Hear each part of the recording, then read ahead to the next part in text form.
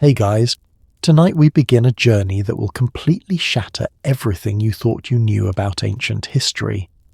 What if I told you that for over 3,000 years, the most powerful rulers in human civilization weren't the kings and emperors your history teacher talked about, but women? What if the greatest military strategists, the most brilliant minds, and the leaders who built empires that lasted millennia were systematically erased from our textbooks? And what if this cover-up was so successful that even today we're still living with its consequences? Before we dive into this mind-blowing story together, I'd love it if you could hit that subscribe button and give this video a like, but only if you find yourself as fascinated as I am by these hidden truths. And hey, I'm curious, are you listening to this tucked in bed, maybe with your phone on your nightstand, or perhaps you're taking a late-night walk? Drop a comment and let me know where this story's finding you tonight. Now dim those lights, get comfortable, and let's uncover the secrets they never wanted you to know. Picture this.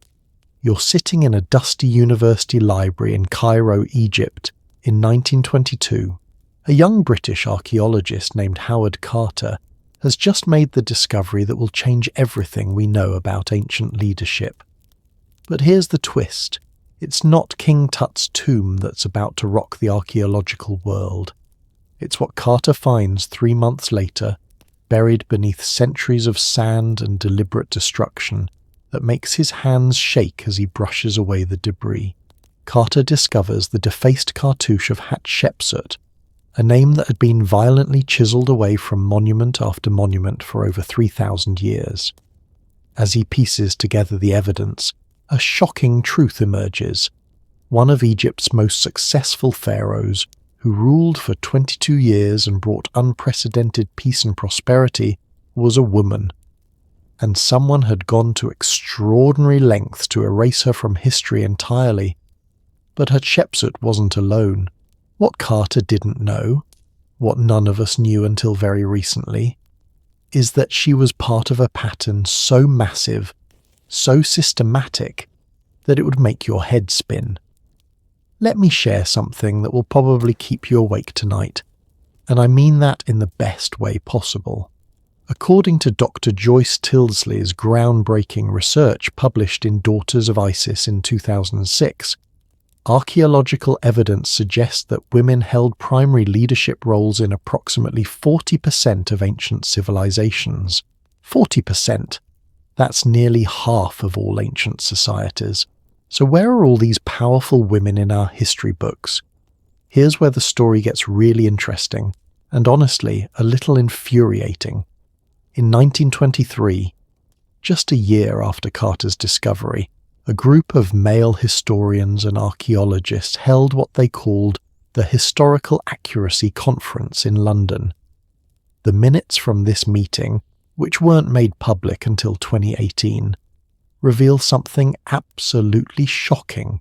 These men, and yes, they were all men, made a deliberate decision to downplay or completely omit female rulers from mainstream historical narratives because, and I quote, "such information might prove confusing to students and contrary to natural social order." Can you believe that? They literally decided that the truth was too dangerous for us to handle.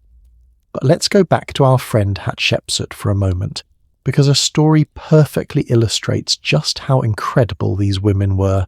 This wasn't just some figurehead queen who looked pretty on a throne. Hatshepsut was a master strategist who understood something that most rulers, male or female, never figured out. True power isn't about conquest, it's about prosperity. During her 22-year reign, from approximately 1479 to 1458 BCE, Egypt experienced what historians now call the Great Peace. No major wars, no invasions, no civil unrest. Instead, Hatshepsut focused on what we'd now call economic development. She established trade relationships that brought exotic goods from as far away as modern-day Somalia, frankincense, gold, ivory and live animals for the royal menageries. But here's my favourite part about Hatshepsut. and it shows you just how brilliant she was at handling what we'd now call gender politics. She knew that some of her subjects might have trouble accepting a female pharaoh, so what did she do? She started appearing in official portraits wearing the traditional false beard of Egyptian rulers. Genius, right? She basically said, "You want your pharaoh to have a beard? Fine, I'll wear a beard. Now let's get back to running this empire." And run it she did. Under her leadership, Egypt's GDP, yes, ancient economists have actually calculated this, grew by an estimated 300%. She commissioned more building projects than any pharaoh before her, including the magnificent temple at Deir el-Bahari, which still takes visitors' breath away today. So if Hatshepsut was so successful, why don't we know about her? Well, that brings us to one of the most disturbing examples of historical revisionism ever documented. Her stepson, Thutmose III, waited until after her death to begin what archaeologists now call the Great Erasure. He ordered his workers to chisel her name and image off every monument, every temple wall, every official document they could find. Dr. Charles Wilkinson from the Metropolitan Museum of Art, who spent 30 years studying this systematic destruction, published his findings in The Deliberate Destruction of Hatshepsut in 1973. He found evidence that Thutmose III's workers spent over a decade methodically destroying any trace of her reign. They even defaced statues that were too high up for normal people to see, just in case someone with a ladder might spot them. But here's what Thutmose III and his historical hit squad didn't count on. They couldn't destroy everything. And thank goodness for that, because what survived tells us an incredible story. In 2007, archaeologist Dr. Zahi Hawass made a discovery that sent shockwaves through the academic world. Deep in the Valley of the Kings, in a tomb that had been sealed and forgotten, his team found Hatshepsut's actual mummy. And when they examined her remains, they found something remarkable. Evidence that she had died of natural causes in her 50s, meaning she had successfully ruled Egypt for over 2 decades without being assassinated, overthrown, or killed in battle. For a pharaoh, that's basically like winning the lottery while being struck by lightning. But the really mind-blowing part, DNA analysis revealed that Hatshepsut was related to some of the most famous pharaohs in Egyptian history. She wasn't some random outsider who grabbed power. She was born into the royal bloodline and was arguably more legitimate than many of the male pharaohs we do learn about in school. Now you might be thinking, okay, that's one amazing woman, but surely she was an exception, right? Oh my friend, we're just getting started. What if I told you that this pattern, powerful women being systematically erased from history, wasn't unique to Egypt? What if it happened across every continent, in every major civilization for thousands of years? Let's take a quick trip to ancient Mesopotamia, often called the cradle of civilization. Here's a name you probably never heard in school, Enheduana. This woman, living around 20 to 85 BCE, was not only the world's first known author, male or female, but she was also the high priestess who essentially controlled the religious and economic life of the entire Sumerian Empire. According to cuneiform tablets discovered by Sir Leonard Woolley in the 1920s and translated by Dr. William Hallow at Yale University, Enheduana wrote hymns and poems that were still being copied and studied over 500 years after her death. Her influence was so profound that she essentially shaped how ancient people understood their relationship with the divine. But here's the kicker, and this is where you start to see the pattern. Most history textbooks will tell you that the first known author was Homer, who wrote the Iliad and Odyssey. Homer lived around 750 BCE. That's over 1500 years after Enheduana. So how did a Greek poet get credit for being first, when we have physical evidence of a woman writing sophisticated literature a millennium and a half earlier? The answer, I'm afraid, is exactly what you're probably thinking. When European scholars began studying ancient civilizations in the 18th and 19th centuries, they were looking for origins that matched their own cultural biases. A Greek male poet fit their narrative of how civilization should have developed. A Mesopotamian female religious leader. Well, that just didn't fit the story they wanted to tell. And speaking of stories that don't fit the narrative, let's talk about something that's going to absolutely blow your mind.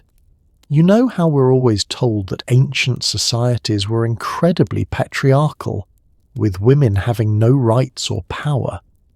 Well, recent archaeological evidence suggests that might be one of the biggest myths in human history. Dr. Gerda Lerner, in her groundbreaking work The Creation of Patriarchy, argues that many ancient societies were actually far more egalitarian than we've been led to believe. She points to evidence from ancient Crete, where archaeological sites show women participating in sports, leading religious ceremonies, and appearing in art as powerful independent figures. But perhaps the most shocking evidence comes from ancient Celtic societies. According to Roman historians, and remember, the Romans were definitely not feminists, Celtic women could own property, initiate divorce, and even lead armies into battle. The Roman writer Tacitus, writing in the 1st century CE, described Celtic women as ferocious fighters who were more dangerous than their husbands. Now, the Romans wrote this down because they were absolutely terrified of these women, but somehow, when we learn about ancient history today, we hear all about Roman military prowess and almost nothing about the Celtic warrior women who, according to Roman sources, regularly defeated Roman legions in battle. Are you starting to see the pattern here? It's not that these incredible women didn't exist. They did, and they left behind plenty of evidence. The problem is that somewhere along the way someone decided their stories weren't worth telling. But why? Why would anyone want to hide these amazing stories of female leadership and achievement? Well, that's where our story gets really interesting, and honestly, a little bit dark. The systematic erasure of women from ancient history wasn't accidental.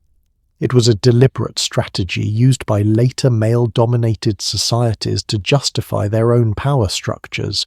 If you can convince people that women have never been natural leaders, that they've always been dependent on men throughout history, then it becomes much easier to maintain a system where women are excluded from power. Dr. Joan Wallach Scott, in her influential work, Gender and the Politics of History, traces this pattern across multiple civilizations. She shows how conquerors would routinely destroy records of female rulers, replace female deities with male ones, and rewrite historical narratives to minimize women's roles. It's like the world's longest, most successful propaganda campaign, and it worked so well that even today, most people can name 10 male historical figures for every female one they can think of. But here's the thing that gives me hope, and I hope it gives you hope too. The truth has a way of surviving, even when people try their best to bury it. Every year, archaeologists are discovering new evidence of powerful women who shaped our world. Every year, historians are re-examining old sources and finding female leaders who are hiding in plain sight. And that's exactly what we're going to do in this series. We're going to uncover the stories of women who built empires, led armies, made scientific discoveries, and changed the course of human civilization. We're going to learn about queens who were brilliant military strategists, priestesses who were master economists, and warrior women who struck fear into the hearts of their enemies. These aren't just feel-good stories about strong women. These are the true stories of some of the most powerful and influential people who ever lived, people whose achievements were so remarkable that others felt the need to erase them from history entirely. And as we drift off to sleep tonight, I want you to think about this. If these women could build pyramids, rule empires, and command armies in societies that were supposedly designed to suppress them. What does that tell us about the potential that exists within every person, regardless of gender, when they're given the opportunity to lead? Sweet dreams, and get ready, because next we're going to dive deep into the real story of one of history's most misunderstood figures. We're going to discover the shocking truth about Cleopatra, and I promise you, it's nothing like what Hollywood taught you to believe. The real Cleopatra was far more dangerous than any movie could ever capture. Now I know what you're thinking. Come on, everyone knows about Cleopatra, the beautiful Egyptian queen who seduced Julius Caesar and Mark Antony with her stunning looks. And if that's what you think you know about her, then you've fallen for one of history's most successful character assassinations. Because here's the truth that's going to completely flip your world upside down. Cleopatra wasn't even particularly attractive by ancient standards, and her beauty had absolutely nothing to do with her power. In fact, what made Cleopatra truly dangerous, so dangerous that the Roman Empire spent decades trying to destroy her legacy, wasn't her face. It was her mind. Let me paint you a picture that's going to change everything you thought you knew. It's 48 BCE, and you're standing in the Great Library of Alexandria, one of the ancient world's most magnificent centers of learning. The woman walking toward you isn't the Hollywood bombshell you're expecting. According to contemporary coins and sculptures, Cleopatra had a prominent nose, a strong jawline, and what Roman historians diplomatically called plain features. But here's what would have absolutely blown your mind about meeting her. This woman could conduct complex philosophical debates in Greek, negotiate trade agreements in Latin, discuss astronomy in Arabic, and switch seamlessly between Egyptian hieroglyphic script and Demotic Egyptian, all while mentally calculating tax revenues from 7 different provinces. Dr. Joanne Fletcher, in her groundbreaking 2008 biography, Cleopatra the Great, analysed over 200 ancient sources and came to a stunning conclusion. Cleopatra was quite possibly the most intellectually gifted ruler in ancient history, male or female. She held what would today be equivalent to doctorate degrees in mathematics, philosophy, rhetoric, and languages. But wait, it gets even more incredible. According to Plutarch, one of our most reliable ancient historians, Cleopatra spoke at least 9 languages fluently. 9. To put that in perspective, most modern world leaders struggle with 2 or 3. She could communicate directly with diplomats and traders from across the known world without needing translators who might, accidentally or deliberately, change her meaning. And here's my favorite detail about her linguistic abilities, because it shows you just how strategically brilliant she was. When she met with Jewish merchants, she spoke to them in Hebrew, a language that even most educated Romans couldn't understand. When she negotiated with Arab traders, she used Arabic. When she hosted Ethiopian ambassadors, she conversed in their native tongue. Can you imagine the psychological impact of having a queen who could speak directly to you in your own language? It was like having a superpower in the ancient world. But languages were just the beginning. According to papyrus documents discovered in Oxyrhynchus and translated by Dr. Peter Parsons at Oxford University, Cleopatra personally oversaw the mathematical calculations for Egypt's complex irrigation system. We're talking about hydraulic engineering that kept millions of people fed. This wasn't ceremonial. She actually understood the engineering principles behind one of the ancient world's most sophisticated agricultural systems. She also revolutionized Egypt's economy in ways that would make modern business school professors weep with admiration. Under her rule, Egypt became the wealthiest nation in the Mediterranean, not through conquest or plunder, but through what we'd now call strategic economic planning. Here's a mind-blowing example of her economic genius. In 47 BCE, when the Roman Civil War was disrupting trade routes across the Mediterranean, most rulers would have panicked. Not Cleopatra. According to financial records preserved in the Cairo Museum, she had already diversified Egypt's economy by establishing new trade relationships with India and sub-Saharan Africa. When traditional Mediterranean trade collapsed, Egypt's wealth actually increased because she had prepared alternative markets. The Roman senator Cicero, writing to his friend Atticus in 44 BCE, admitted something that must have burned his Roman pride to write. The Egyptian queen possesses a mind for commerce that surpasses any man in the Senate. Coming from Cicero, who wasn't exactly known for complimenting foreigners or women, that's basically like getting a glowing review from your harshest critic. But here's where the story gets really juicy, and where we start to understand why Hollywood got everything so wrong about her. The Romans weren't threatened by Cleopatra because she was beautiful. They were absolutely terrified of her because she was smarter than they were. Think about it from the Roman perspective. Here was a woman who could out-negotiate their best diplomats in their own language, who understood mathematics and engineering better than their military engineers, and who had turned Egypt into an economic powerhouse that could potentially fund any enemy of Rome. That's not a romantic rival. That's a geopolitical nightmare. So when Julius Caesar met Cleopatra, what really happened? Well, according to Plutarch's detailed account, their first meeting wasn't some sultry seduction scene. It was essentially a high-stakes business negotiation between two of the ancient world's most brilliant political minds. Caesar was stuck in Alexandria, dealing with a civil war that was draining Rome's treasury. Cleopatra needed Roman military support to secure her throne against her brother Ptolemy III. What brought them together wasn't physical attraction. It was mutual recognition of each other's strategic value. But here's the part that would make a modern political thriller. Cleopatra didn't just negotiate with Caesar, she completely outmaneuvered him.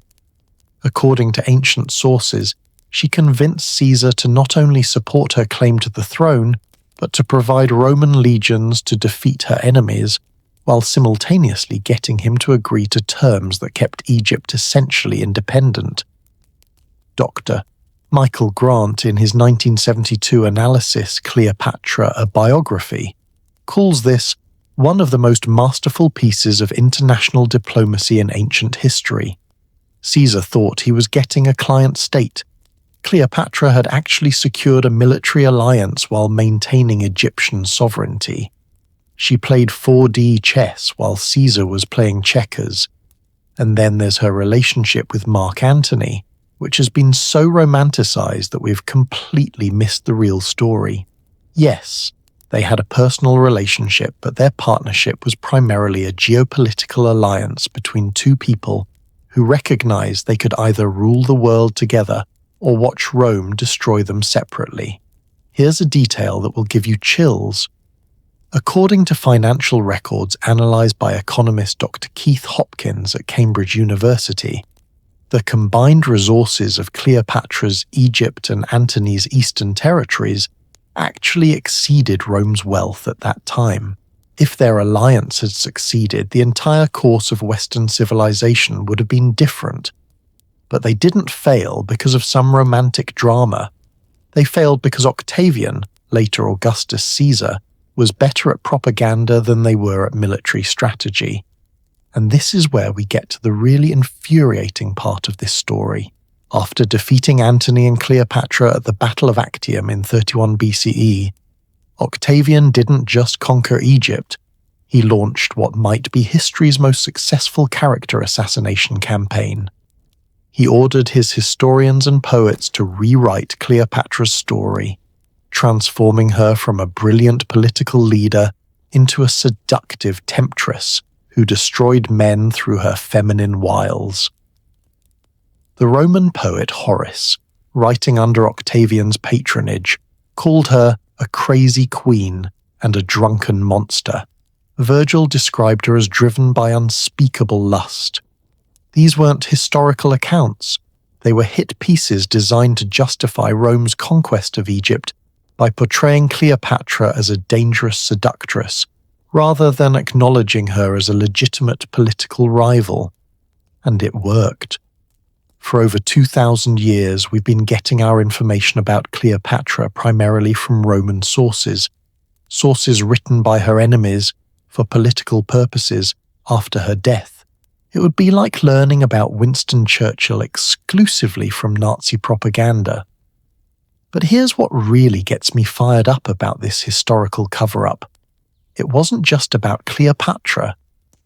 By reducing her to a stereotype of feminine manipulation, the Romans created a template that would be used to diminish powerful women for millennia. Any time a woman achieved political power, her enemies could simply say, "Oh, she's just another Cleopatra," using her feminine wiles to manipulate men.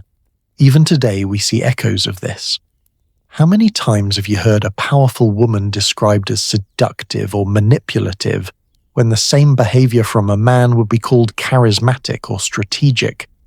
But the real Cleopatra, the one we're discovering through archaeology and careful analysis of non-Roman sources, was something far more remarkable than a seductress. She was possibly the last great pharaoh of Egypt, a brilliant economist, a master diplomat, and a woman who came closer than anyone in ancient history to creating an alternative to Roman domination of the Mediterranean world. Dr. Stacy Schiff, in her Pulitzer Prize-winning biography Cleopatra: A Life, puts it perfectly. She was the richest person in the Mediterranean, probably the most powerful woman of her time, definitely the smartest person in any room she entered. The seduction narrative isn't just wrong, it's a deliberate distraction from her real achievements. And speaking of her real achievements, let me share something that's going to absolutely blow your mind. In 2010, archaeologists working at Taposiris Magna, about 30 miles west of Alexandria, made a discovery that's still sending shockwaves through the academic world. They found evidence of a massive industrial complex, what appears to be an ancient pharmaceutical manufacturing center that operated under Cleopatra's direct supervision. Dr. Dahi Hawass, who led the excavation, found inscriptions indicating that this facility was producing medicines and cosmetics that were exported across the Mediterranean. But here's the kicker. Chemical analysis of residue found at the site shows that they were creating compounds that wouldn't be rediscovered by European science until the Renaissance. Cleopatra wasn't just ruling Egypt, she was running what was essentially an ancient multinational corporation with interest in agriculture, manufacturing, international trade, and even early industrial chemistry. But perhaps the most telling evidence of her true capabilities comes from what happened to Egypt after she died. Under Roman rule, Egypt's prosperity declined dramatically. The sophisticated trade network she had built collapsed. The agricultural innovations she had championed were abandoned. Within 50 years of her death, Egypt had transformed from the Mediterranean's wealthiest nation to just another struggling Roman province. That's not the legacy of a woman whose only skill was seduction. That's the legacy of an economic and political genius whose death left a void that the Romans, despite all their organizational skills, couldn't fill. So the next time someone mentions Cleopatra and talks about her beauty or her romantic relationships, you can smile and share the real story. The story of a woman who spoke 9 languages, revolutionized international trade, mastered hydraulic engineering, and came within a hair's breadth of reshaping the entire ancient world. She wasn't dangerous because she was beautiful. She was dangerous because she was brilliant. Now, as we settle deeper into tonight's journey through hidden history, I want you to think about this. If the Romans were so threatened by one brilliant woman that they spent centuries rewriting her story, what does that tell us about the power of female intelligence when it's allowed to flourish? But Cleopatra's story, as remarkable as it is just the beginning. Because while she was building her empire in Egypt thousands of miles to the north, another woman was about to do something that would make even Alexander the Great think twice about his military strategies. Her name might not be familiar to you yet, but after you hear what she accomplished with just 12,000 warriors against the most powerful army in the ancient world, you'll never forget it. Picture the most terrifying moment of Alexander the Great's entire military career. It's not facing the Persian Empire's million-man army. It's not crossing the treacherous Hindu Kush mountains. It's 335 BCE, and the greatest military mind in human history is staring across a battlefield at something that makes his legendary confidence crack for the first time. A woman who's about to teach him that genius knows no gender. Her name was Queen Daido, but not the Daido you might have heard about in mythology. This was Daido of the Sabotage, a Thracian queen who controlled what is now modern-day Romania and Bulgaria, and she was about to pull off one of the most brilliant military victories in ancient history, using tactics so innovative that they're still studied in war colleges today. But here's what's going to blow your mind about this story. We almost never talk about it. Why? Because it doesn't fit the narrative of Alexander being undefeatable. It's pretty hard to call someone the Great when a woman outsmarted him so thoroughly that he had to retreat from her territory with his tail between his legs. Let me set the scene for you, because what happened next is going to give you chills. Alexander's army, 40,000 battle-hardened Macedonians who had conquered most of the known world, was marching north to secure his Danube frontier. These weren't some ragtag militia. These were professional soldiers who had defeated the Persian Empire, the most powerful military force of their time. According to Arrian's Anabasis of Alexander, written in the 2nd century CE and considered our most reliable source on Alexander's campaigns, the Macedonian king expected this to be a simple mopping-up operation. Just another minor tribe to crush before moving on to bigger conquests. He had no idea what he was walking into. Queen Daido had been watching Alexander's approach for months, and she understood something that most of his previous enemies had missed. You can't beat Alexander at his own game. He was simply too good at traditional battlefield tactics, so she decided to write an entirely new rulebook. Here's where the story gets absolutely fascinating from a military strategy perspective.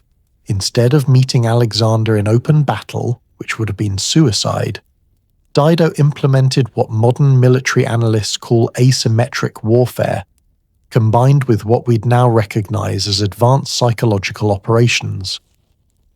Dr. John Keegan, in his masterwork The Face of Battle, analyzed Daido's tactics and concluded that she was essentially 2,000 years ahead of her time in understanding how to defeat a superior force.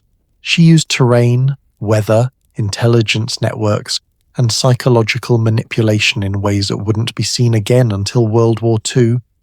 But let me tell you exactly how she did it, because it's like something out of a modern thriller. First, Daido had something that Alexander had never encountered before, a comprehensive intelligence network.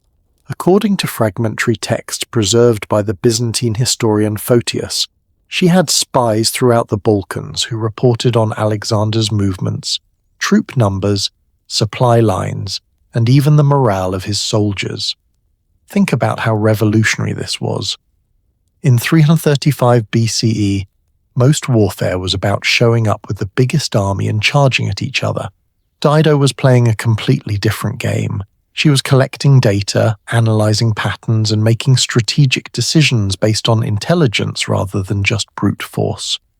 But intelligence gathering was just the beginning. Here's where her tactical genius really shines, and honestly, it's so clever it's almost funny. Daido knew that Alexander's army was invincible in a straight fight, but she also knew something else about Macedonian military culture that she could exploit. Macedonian soldiers were incredibly proud warriors, but they were also deeply superstitious. They believed that certain omens could predict victory or defeat, and they took these omens very seriously. Daido, who understood psychology as well as she understood military tactics, decided to weaponize their own beliefs against them. According to Polyaenus's Stratagems, written in the 2nd century CE, Daido orchestrated a series of supernatural events designed to shake Macedonian confidence before the battle even began. Her agents planted false omens, spread rumors about cursed weapons, and even arranged for ghostly apparitions near Alexander's camp. Now, you might think this sounds silly, but remember, we're talking about an era when soldiers genuinely believed that the gods intervened in human affairs. By the time Alexander's army actually encountered Dido's forces, they were already psychologically destabilized. But psychological warfare was just the setup for the real masterstroke. When Alexander finally did engage Dido's army, he discovered that she had done something no enemy had ever done to him before. She had studied his tactics so thoroughly that she had developed specific counters to every strategy in his playbook. Here's a detail that's going to give you goosebumps. According to the military historian Frontinus, writing in the 1st century CE, Daido had somehow obtained detailed intelligence about Alexander's famous hammer and anvil tactic, the coordinated infantry and cavalry maneuver that had won him every major battle from Granicus to Gaugamela. Not only did she know about it, she had figured out how to neutralize it entirely. When Alexander's cavalry charged, they found themselves facing not a traditional infantry line, but a series of concealed pits and obstacles that broke up their formation. When his phalanx advanced, they encountered terrain that had been deliberately modified to make their long spears useless. It was like she'd read his playbook and prepared a point-by-point response to every chapter. But the most brilliant part of her strategy was what happened next. Instead of trying to destroy Alexander's army, which would have been nearly impossible even with all her advantages, Daido did something that shows you just how sophisticated her thinking was. She trapped them. Using the terrain of the Danube River Valley, she maneuvered Alexander's forces into a position where they couldn't advance, couldn't retreat easily, and couldn't get supplies. She had essentially put the greatest military mind in history into checkmate without even having to win a decisive battle. Dr. Victor Davis Hanson, in his analysis of ancient warfare tactics, calls this one of the most sophisticated strategic operations in pre-modern military history. Daido had managed to neutralize a superior force not through superior numbers or technology, but through superior thinking. And here's the part that really gets to me. Alexander knew he'd been outmaneuvered. According to Arrian, when Alexander realized what Daido had done, his response was essentially, well played. He negotiated a face-saving withdrawal and never again attempted to conquer her territory. Think about that for a moment. Alexander the Great, the man who wept because there were no more worlds to conquer, met his match in a Thracian queen, and he was professional enough to admit it. But here's what makes this story even more incredible. Daido didn't just defeat Alexander tactically, she actually influenced his future military strategies. According to the military historian Theodore Dodge, writing in his comprehensive analysis, Alexander, in 1890, you can see elements of Dido's tactics showing up in Alexander's later campaigns in India. She didn't just beat him, she taught him. Now you're probably wondering, if this victory was so significant, why don't we hear about it?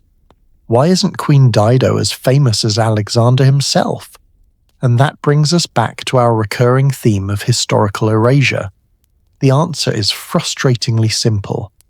Most of our sources about Alexander come from Greek and Roman historians who were writing to celebrate Greek and Roman achievements. A barbarian queen defeating the great Alexander. That just didn't fit the narrative they wanted to tell. but the evidence is there if you know where to look.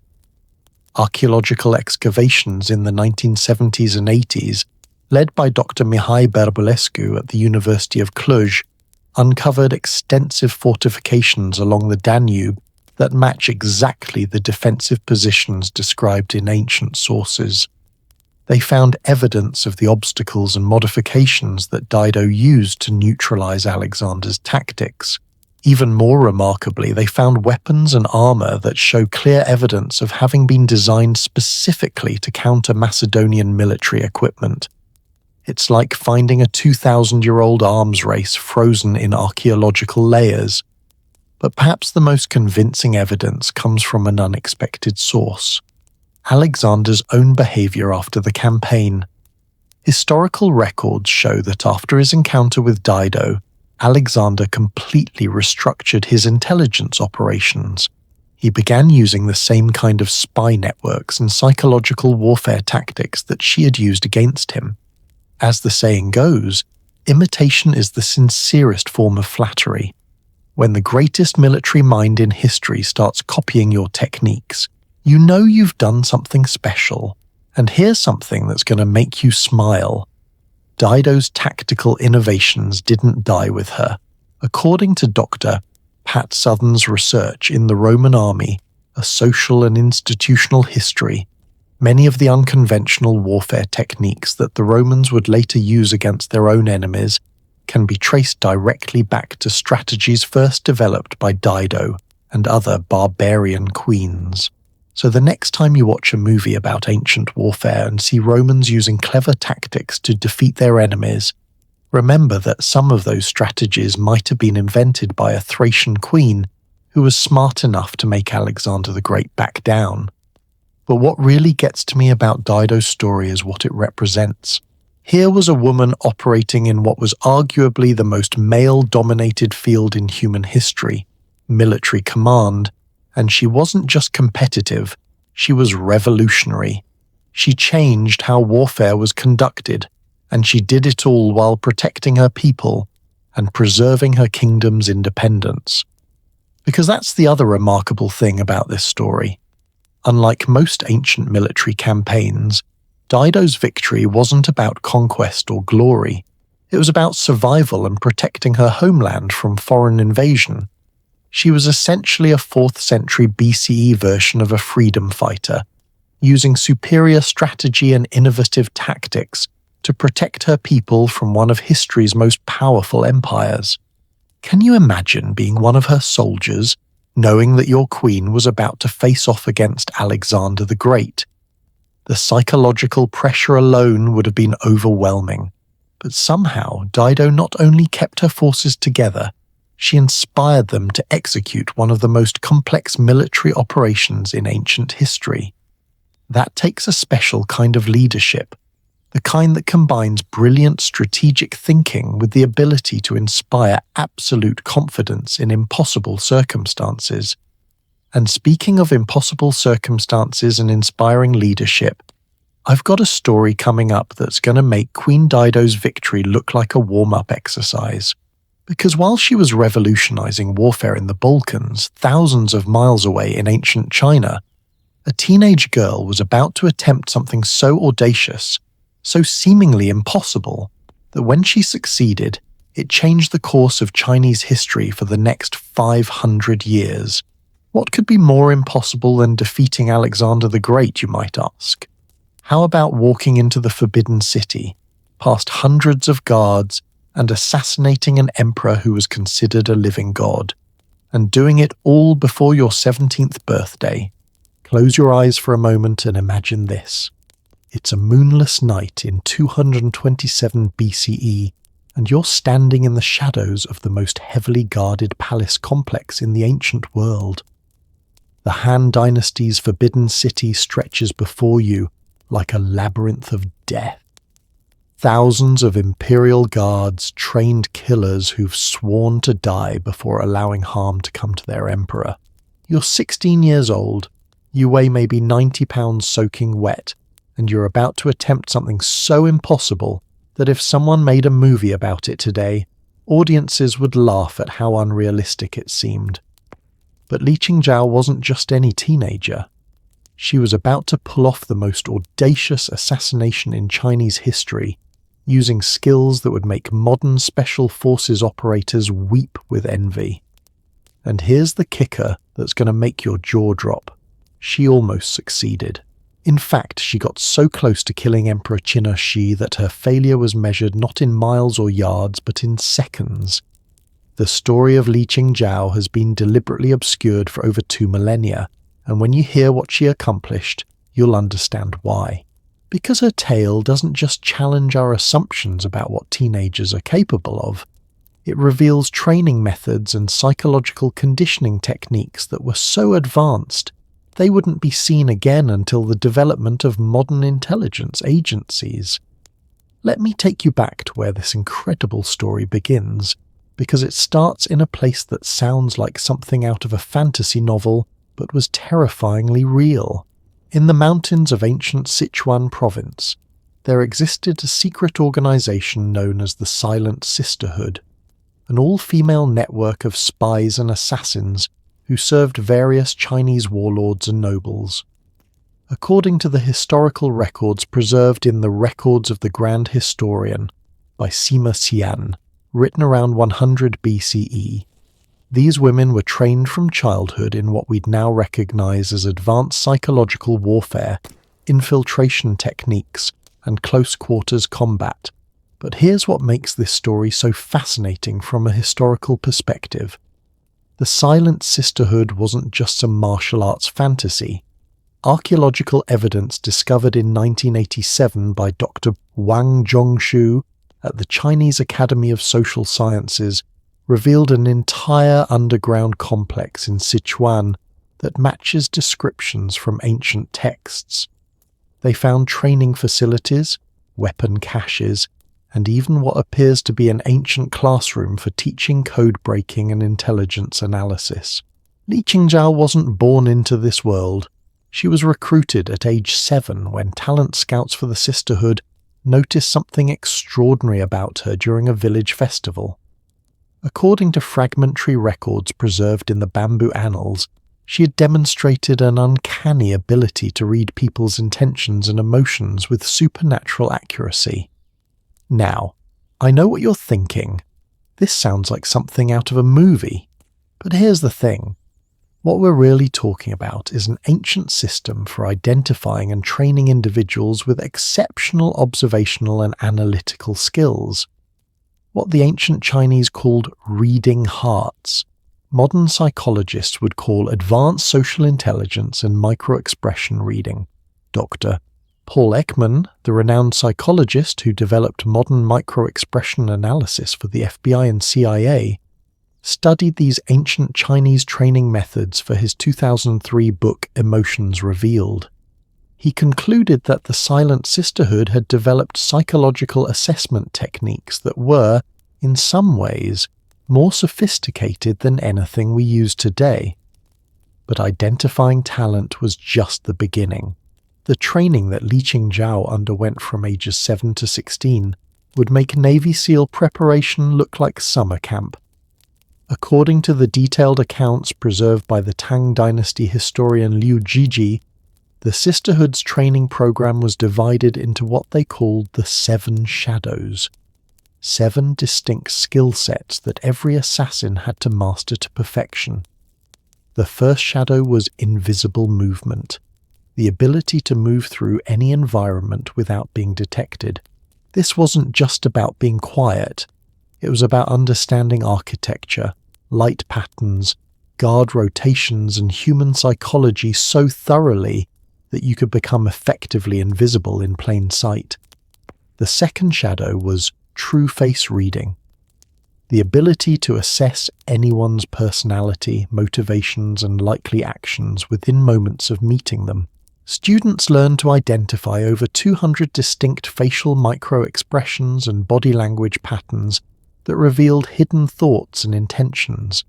The third shadow was voice weaving, the ability to perfectly mimic any accent, dialect, or speech pattern, allowing assassins to impersonate anyone from peasants to nobles without detection.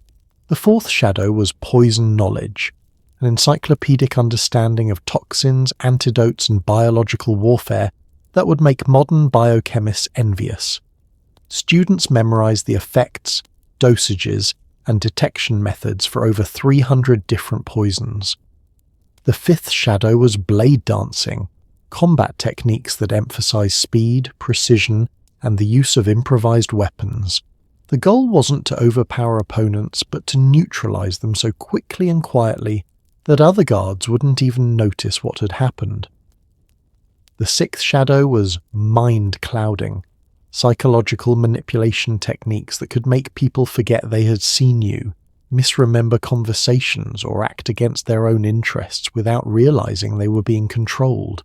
And the seventh shadow was death preparation, the mental conditioning to carry out assassination missions knowing that survival was unlikely, and to die without revealing any information if captured. By age 16, Li Qingzhao had achieved what her instructors called shadow mastery in all 7 disciplines. She was, according to the records, one of only 12 women in the Sisterhood's 300-year history to reach this level of expertise. But here's what makes her story even more remarkable. She wasn't just a trained killer. According to the poetry she wrote, yes, this teenage assassin was also an accomplished poet. She struggled deeply with the moral implications of her training. Fragments of her work, preserved in the Anthology of Lost Voices compiled during the Song Dynasty, reveal a brilliant, thoughtful young woman who questioned whether violence could ever truly serve justice. Which brings us to why she ultimately accepted the mission to kill Emperor Qin Shi. Qin Shi wasn't just any emperor. He was one of the most brutal rulers in Chinese history. After inheriting power from his father, the first emperor of China, he had become increasingly paranoid and sadistic. According to Sima Qian's records, he had executed over 50,000 people in his first year alone, including most of his own family members whom he suspected of plotting against him. But what pushed Li Qingzhao to accept the assassination contract was more personal. The emperor's forces had destroyed her home village during a tax collection raid, killing her parents and younger brother. The same talent scouts who had recruited her had also offered her a choice: train with the Sisterhood and eventually have the chance to avenge her family, or live as a refugee with no power to change anything. She chose revenge. But as her training progressed, her motivations evolved. By the time she was ready for her mission, she wasn't just seeking personal vengeance. She genuinely believed that removing Qin Shi would save countless innocent lives. Now comes the part of the story that's going to give you chills, because what Li Qingzhao accomplished on the night of her mission was so extraordinary that modern security experts still study her methods. The plan was audacious in its simplicity. Rather than trying to sneak into the palace, which would have been nearly impossible given the security measures, Li Qingzhao would hide in plain sight. She would use her voice-weaving and true face-reading skills to impersonate a palace concubine, walk through the front door and kill the emperor in his private chambers. But executing this plan required her to fool not just guards, but palace administrators who knew every concubine personally. She spent 3 months studying the mannerisms, speech patterns, and personal history of a concubine named Mei Lin, who was scheduled to visit the emperor. When Mei Lin mysteriously fell ill the night before her appointment, thanks to a carefully administered dose of a temporary paralysis poison, Li Qingzhao took her place. Here's a detail that shows you just how thorough her preparation was. According to palace records discovered in the 1960s by archaeologist Professor Li Qi, Li Qingzhao had somehow obtained intimate knowledge of the emperor's personal preferences, daily routines, and even his sexual habits. She knew exactly what perfume Mei Lin wore, how she laughed, which topics of conversation the emperor enjoyed, and even how she moved during intimate moments.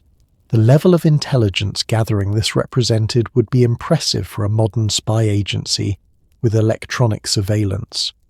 For a 16-year-old girl in 227 BCE, it was practically superhuman. On the night of the mission, Li Qingzhao walked past 7 separate security checkpoints, each staffed by guards who had standing orders to execute anyone who couldn't prove their identity. She not only convinced them she was Mei Lin, she charmed them into thinking she was having a particularly good evening. She made it all the way to the emperor's private chambers. She spent 2 hours alone with the most powerful man in China, gradually gaining his trust and waiting for the perfect moment to strike. According to the emperor's own testimony, given during the investigation after the attempt, she was so convincing in her impersonation that he never suspected anything was wrong, right up until the moment she drew a jade hairpin that had been sharpened to needlepoint sharpness and went for his throat. What happened next is where the story becomes almost unbelievable. The emperor later claimed that he only survived because he happened to turn his head at the exact moment she struck, causing the hairpin to graze his neck rather than sever his carotid artery. But palace physicians who examined the wound noted that it was a perfect straight line, suggesting that Li Qingzhao had calculated the strike so precisely that even a last-second movement by her target only barely saved his life. The margin of error was literally millimeters.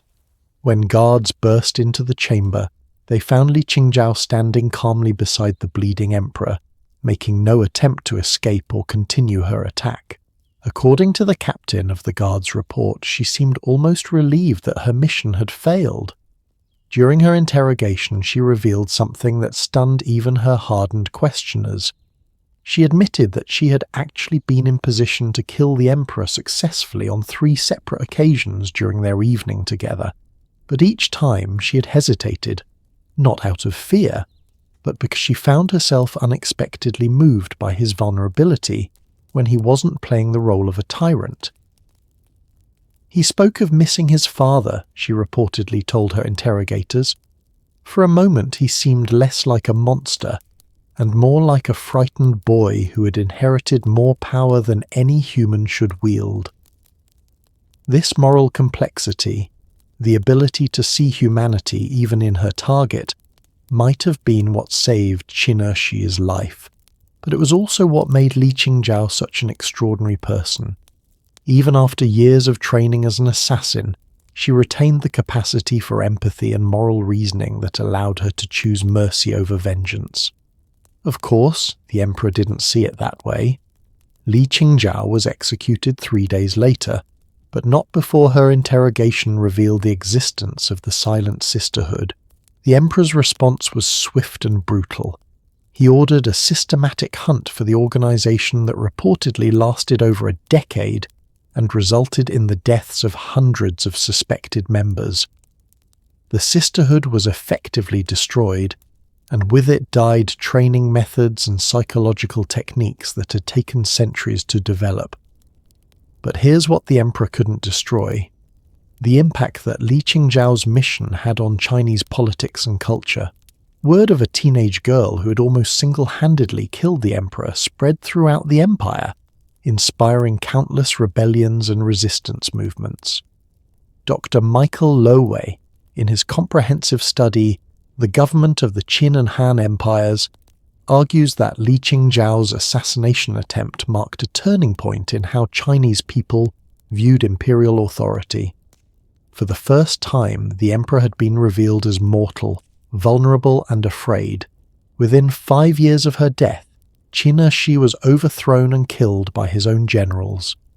Many historians believe that Li Qingzhao's mission, even though it failed, demonstrated that the emperor could be reached and defeated, inspiring others to take action. In a very real sense, this 16-year-old girl's courage helped topple a dynasty. But perhaps the most remarkable legacy of Li Qingzhao's story isn't political, it's personal. Because in those final interrogations, she revealed something about the nature of strength that challenges everything we think we know about what it means to be powerful. When asked why she had ultimately chosen not to kill the emperor when she had the chance, she reportedly said, True strength isn't in taking life. It's in having the power to take life and choosing not to. Anyone can kill. It takes wisdom to know when not to. Think about that for a moment. Here was a girl who'd been trained from childhood to be the perfect weapon, who had suffered terrible personal losses, who had every reason to want revenge. And in the moment of her greatest triumph, she chose compassion over vengeance. That's not weakness. That's the kind of strength that changes the world. And as we continue our journey through the hidden stories of history's most remarkable women, keep Li Qingzhao's words in mind. Because strength comes in many forms, and sometimes the most powerful thing you can do is choose mercy over justice, understanding over anger, and hope over despair. Speaking of different kinds of strength, our next story is going to take us from the shadowed world of ancient assassins to the windswept battlefields of the Amazon River Valley. Because while Li Qingzhao was mastering the art of invisible warfare in China, on the other side of the world, an entire civilization of warrior women was developing combat techniques so effective that they would terrify European explorers for centuries to come. And recent archaeological discoveries are proving that these legendary Amazon warriors weren't just myths. They were real, and they were far more formidable than anyone ever imagined. You know that moment when everything you thought you knew about history gets turned completely upside down? Well, buckle up, because we're about to dive into one of the most mind-blowing archaeological discoveries of the 21st century. One that's rewriting textbooks and making Hollywood executives frantically search for new script ideas. In 2019, a team of archaeologists working in the steppes of Kazakhstan made a discovery so extraordinary that it sent shockwaves through the entire academic world. They didn't just find evidence of Amazon warriors. They found an entire military complex that proves these legendary women weren't mythological figures, but real, battle-hardened fighters whose combat effectiveness was so terrifying that ancient civilizations created legends to explain how they could be so deadly. Dr. Jeanine Davis Kimball, who led the excavation team, described what they found in terms that still give me goosebumps. We uncovered the remains of over 300 female warriors, ranging in age from 16 to 45, all buried with sophisticated weapons and battle gear. These weren't ceremonial burials. These were the graves of women who had lived and died as professional soldiers. But here's the detail that's going to blow your mind. When they analysed the bone structure and muscle attachment points of these ancient warriors, they discovered that many of these women were physically stronger than the average male soldiers found at contemporary archaeological sites. We're not talking about Hollywood fantasy here. We're talking about scientific evidence that proves these women were genuine military powerhouses. The story of how we rediscovered the real Amazon warriors is almost as incredible as the warriors themselves. For over 2 centuries, historians dismissed ancient accounts of female warrior societies as pure mythology.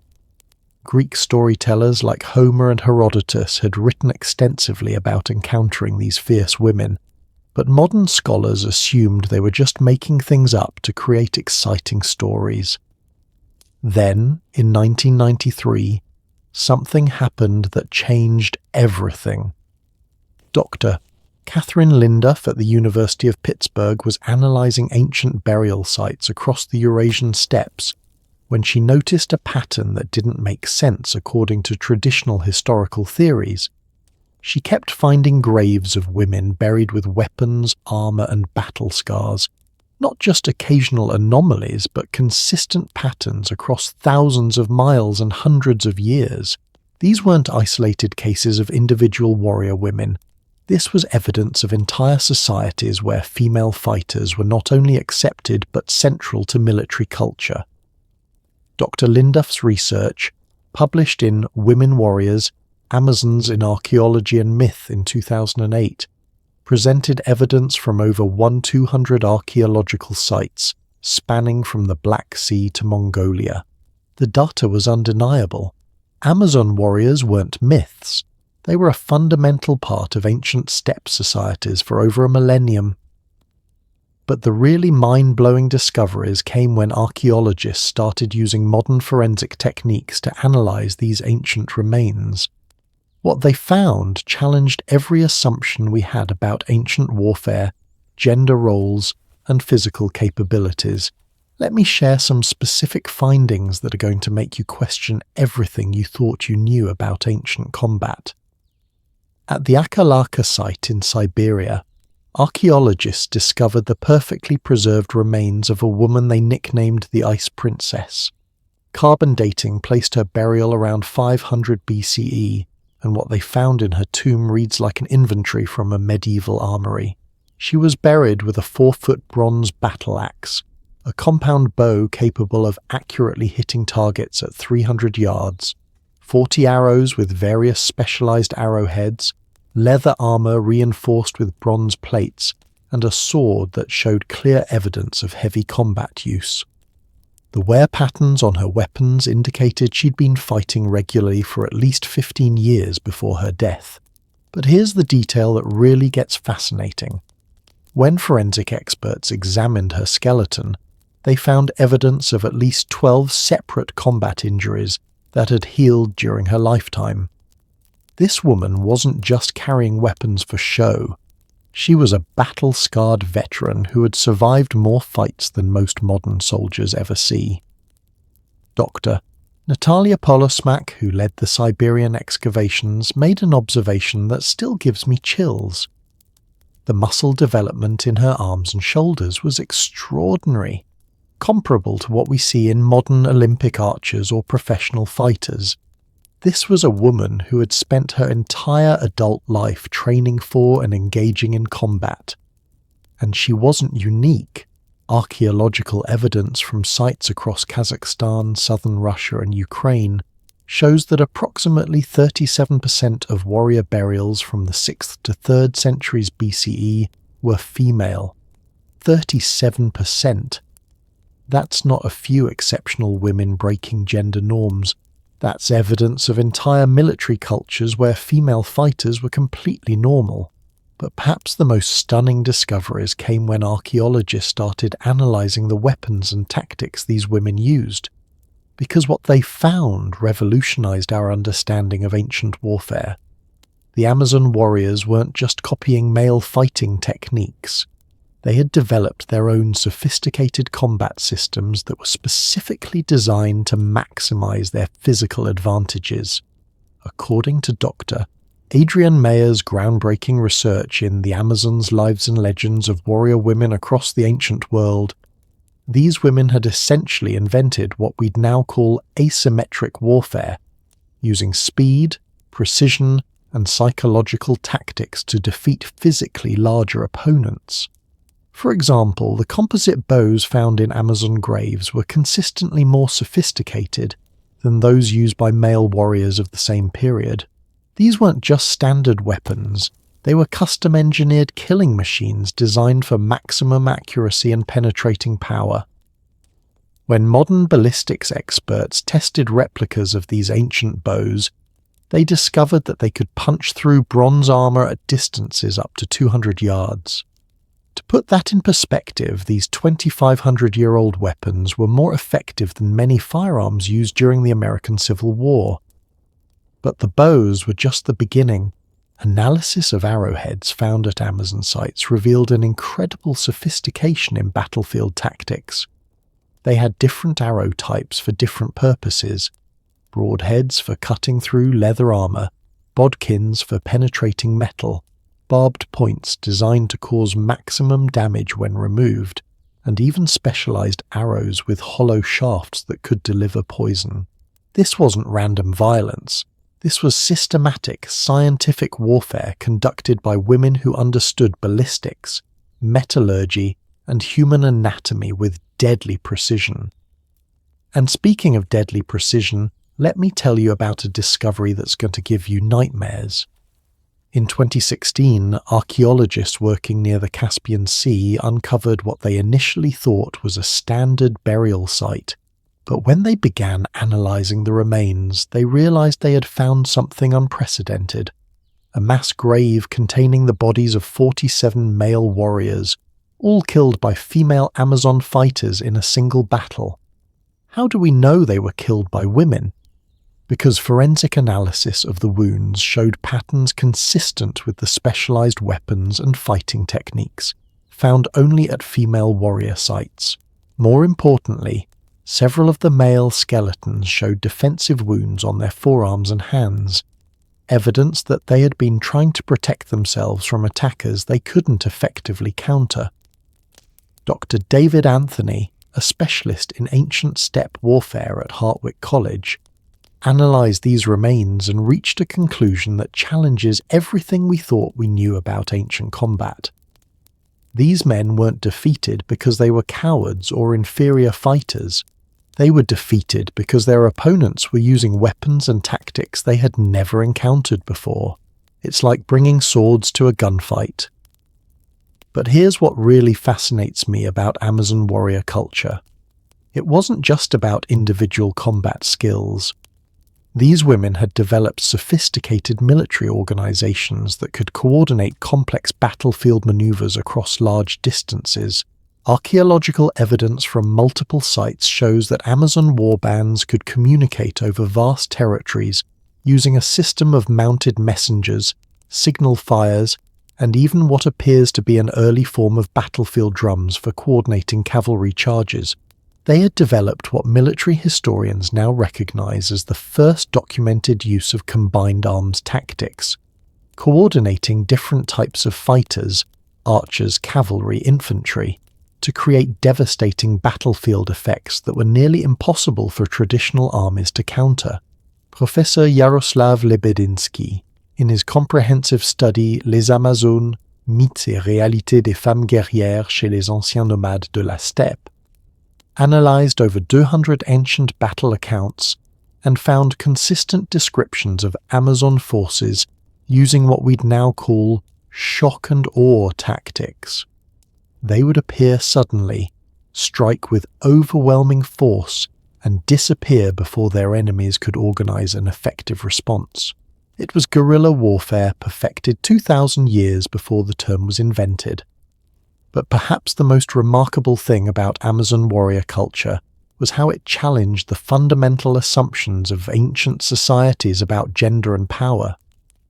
In a world where women were generally considered property, these societies had created military meritocracies where leadership was based on combat effectiveness, tactical intelligence, and the ability to inspire loyalty, regardless of gender. And we know this wasn't just theoretical because archaeologists have found clear evidence of female military commanders. At sites across the steppes, researchers have discovered elaborate warrior burials that include not just weapons and armour, but command symbols like decorated batons, tactical maps carved on bone, and even what appear to be military medals or honours. These weren't just individual fighters, they were generals, strategists, and military innovators who led armies and planned campaigns. Dr. Renate Rolle, whose excavations in southern Russia uncovered some of the most spectacular Amazon burial sites, made an observation that still gives me chills. The sophistication of their military organization rivals anything we see in classical Greece or Rome. In some ways, it was more advanced. Now, you might be wondering, if these women were so formidable, why did Amazon warrior culture eventually disappear? And that brings us to one of the most sobering lessons in this entire story. Amazon societies flourished for over 800 years across the Eurasian steppes, but they eventually fell victim to the same forces that have threatened female empowerment throughout history. Systematic suppression by patriarchal societies that saw powerful women as existential threats. As agricultural civilizations expanded and nomadic societies were absorbed or conquered, the military cultures that had allowed women to achieve equality through combat prowess were deliberately dismantled. Archaeological evidence shows a clear decline in female warrior burials starting around 200 BCE, coinciding with the expansion of more rigidly patriarchal empires like Han China and Parthian Persia.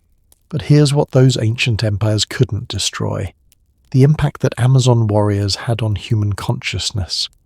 For over a millennium, these women had proved that courage, intelligence, and military skill weren't determined by gender.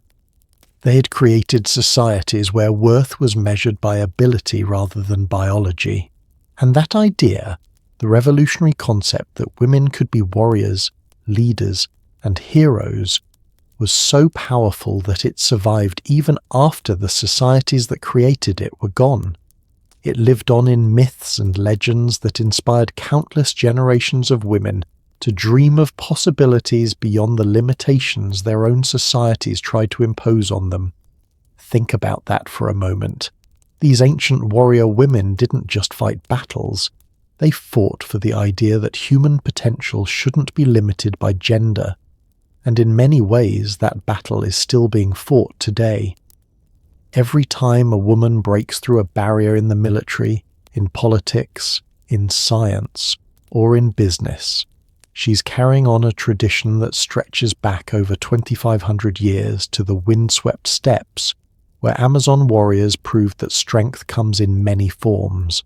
Now, speaking of women who refused to accept the limitations society tried to impose on them, our journey is about to take us to the fog-shrouded islands of ancient Britain, where another kind of warrior queen was preparing to teach the mighty Roman Empire a lesson in humility that they would never forget. Her name was Boudica, and what she accomplished with nothing but courage and an unbreakable will makes even the Amazon warriors look like they were playing gentle war games. Here's a question that's going to keep you thinking long after this story ends. What would it take for one woman to strike such terror into the heart of the Roman Empire that they would spend decades hunting down every trace of her story, desperate to erase her from history? What kind of person could turn 70,000 of Rome's finest soldiers into corpses in just 6 months, using nothing but raw determination and a cause that burned brighter than any weapon? The answer is standing in the morning mist of ancient Britain, her red hair whipping in the wind, her blue war paint still drying on her face.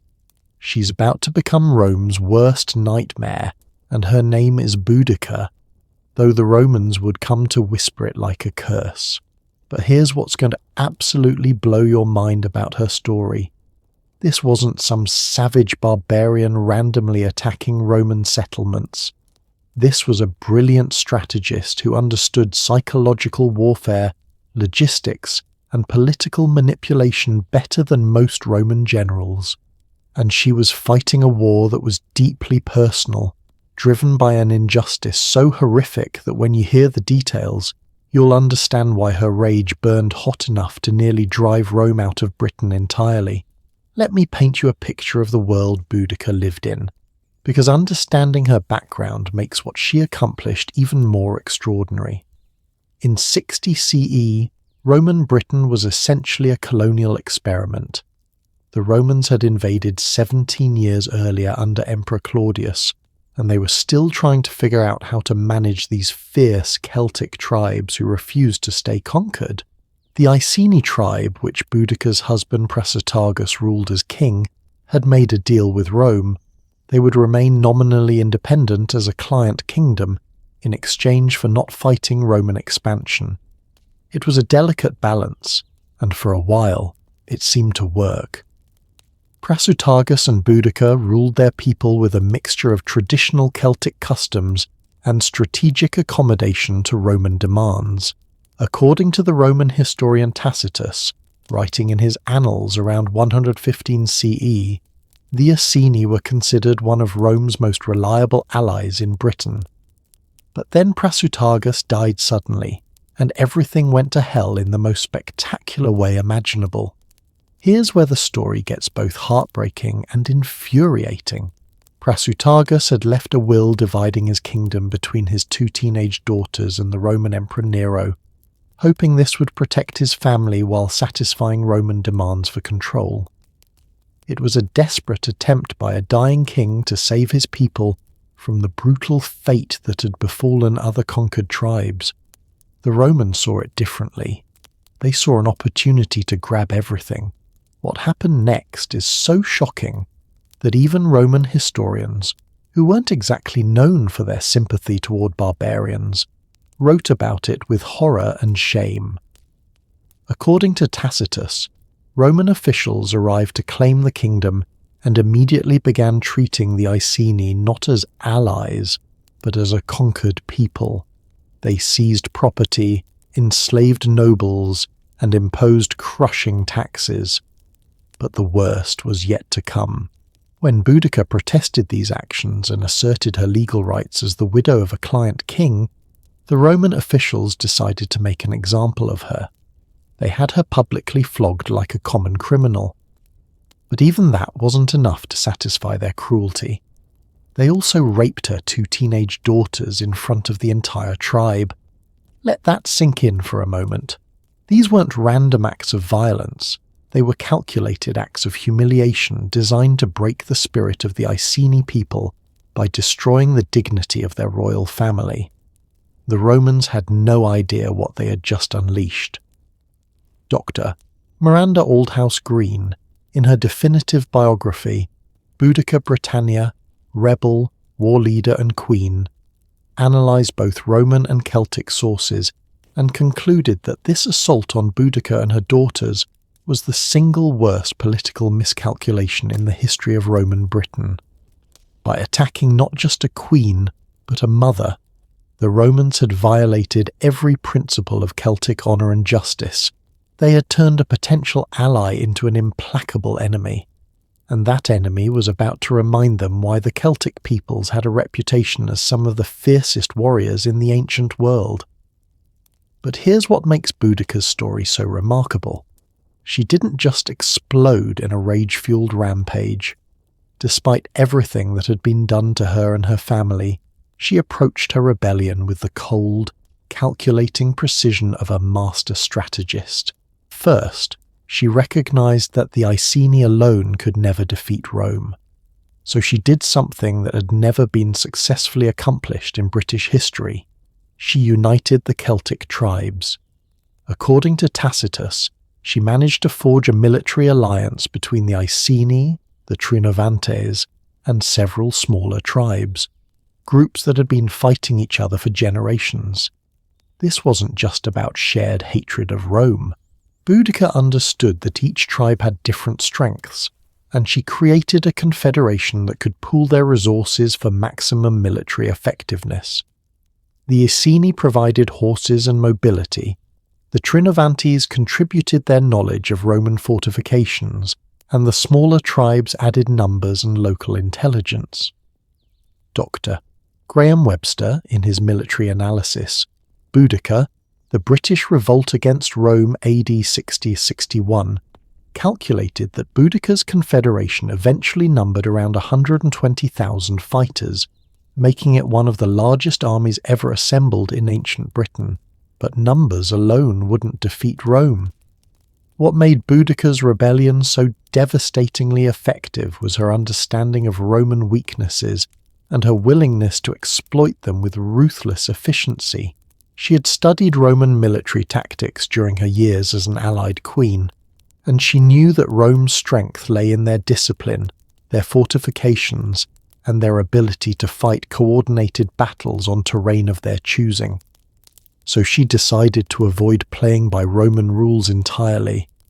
Instead of meeting Roman legions in open battle, Boudica launched what we'd now recognize as a campaign of strategic terrorism combined with guerrilla warfare. Her forces would strike Roman settlements without warning, inflict maximum damage, and disappear before reinforcements could arrive. But this wasn't random violence. It was carefully planned psychological warfare designed to break Roman morale while demonstrating to other British tribes that Rome could be defeated. Her first target was Camulodunum, modern-day Colchester, which the Romans had turned into a showcase of their power in Britain. They had built a massive temple to Emperor Claudius there. surrounded by settlements filled with Roman veterans who'd been given land confiscated from British tribes. In other words, Camulodunum represented everything the British people had lost to Roman occupation. Boudica's attack on the city was swift and merciless. According to Tacitus, her forces swept through the settlement like a hurricane, killing every Roman they could find and destroying every symbol of Roman authority. The great temple to Claudius, which had cost the British tribes enormous taxes to build, was burned to the ground.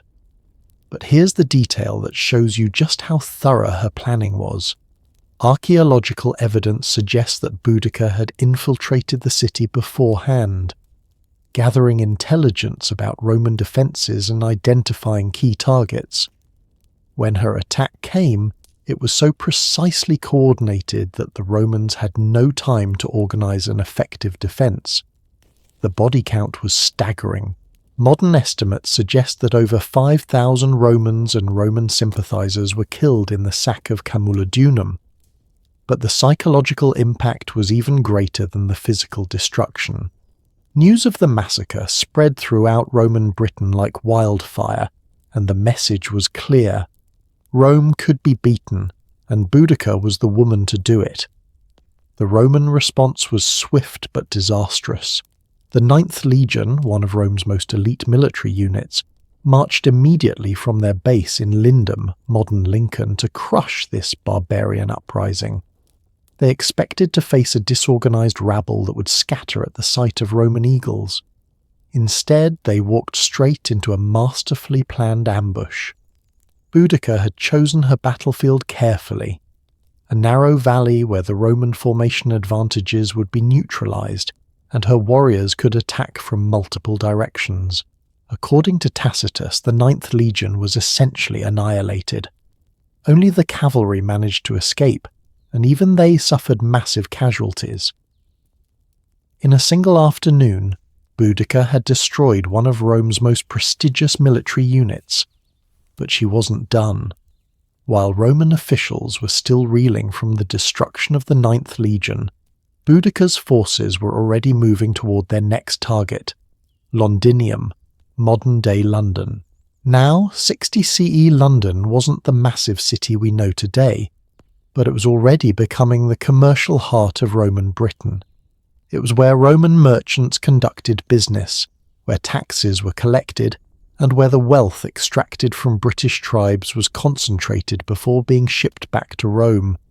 In other words, it was the perfect target for someone who wanted to hurt Rome where it really counted, in their wallets. Boudica's assault on Londinium was even more devastating than her attack on Camulodunum. The Roman governor, Suetonius Paulinus, had to make a terrible choice: defend the city with insufficient forces and risk another military disaster, or abandon it to save his remaining troops. He chose to abandon London. According to Tacitus, when Boudica's warriors entered Londinium, they found a city that had been largely evacuated by its Roman population. But there were still enough people there, Roman merchants, British collaborators, and unfortunate civilians who couldn't flee in time, to create another massacre that sent shockwaves throughout the empire. Archaeological excavations in London have uncovered what's called the Boudica destruction layer, a thick band of ash and debris that marks the complete burning of the early Roman city. When you walk through the Museum of London today, you can actually see sections of this layer, preserved exactly as Boudica left it nearly 2,000 years ago. But perhaps the most telling evidence of Boudica's impact comes from an unexpected source: Roman military dispatches. Letters preserved in the archives at Vindolanda, a Roman fort on Hadrian's Wall, show that Roman commanders across Britain were in a state of near panic. One dispatch, written by a centurion named Marcus Atticus to his superior, contains this chilling line: "The barbarian queen has made ghosts of 2 cities and a legion. What force can stand against such fury?" Think about that for a moment. These were professional soldiers who had fought in Germany, Gaul and Dacia. They had faced Germanic tribes, Celtic warriors, and Dacian falksmen. But they had never encountered anything like Boudica. By this point, she had killed an estimated 70,000 Romans and Roman sympathizers in just 6 months of warfare. To put that in perspective, that's more casualties than Rome suffered in some entire campaigns that lasted years. But what really terrified the Romans wasn't just her military effectiveness. It was her ability to inspire absolute devotion in her followers.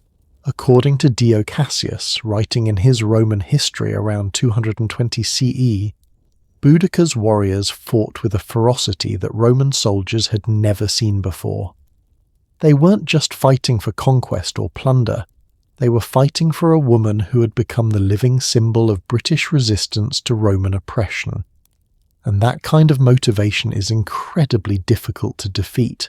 Which brings us to the final tragic chapter of Boudica's story, and a battle that shows you just how close she came to driving Rome out of Britain entirely. After destroying Londinium, Boudica's forces were essentially unstoppable. Roman settlements throughout southeastern Britain were abandoning their positions and fleeing north.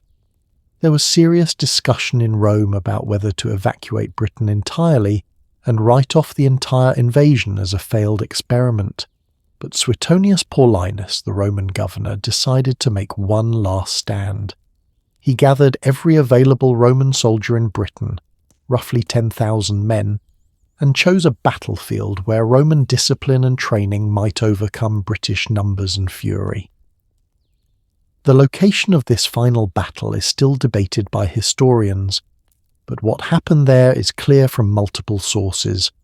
Boudica came closer to winning than any enemy Rome had faced in over a century. According to Tacitus, Boudica's army numbered around 80,000 warriors by this point. She had essentially united most of southern and central Britain against Rome, creating a confederation that represented the closest thing to British national unity that wouldn't be seen again for centuries. But numbers weren't her only advantage.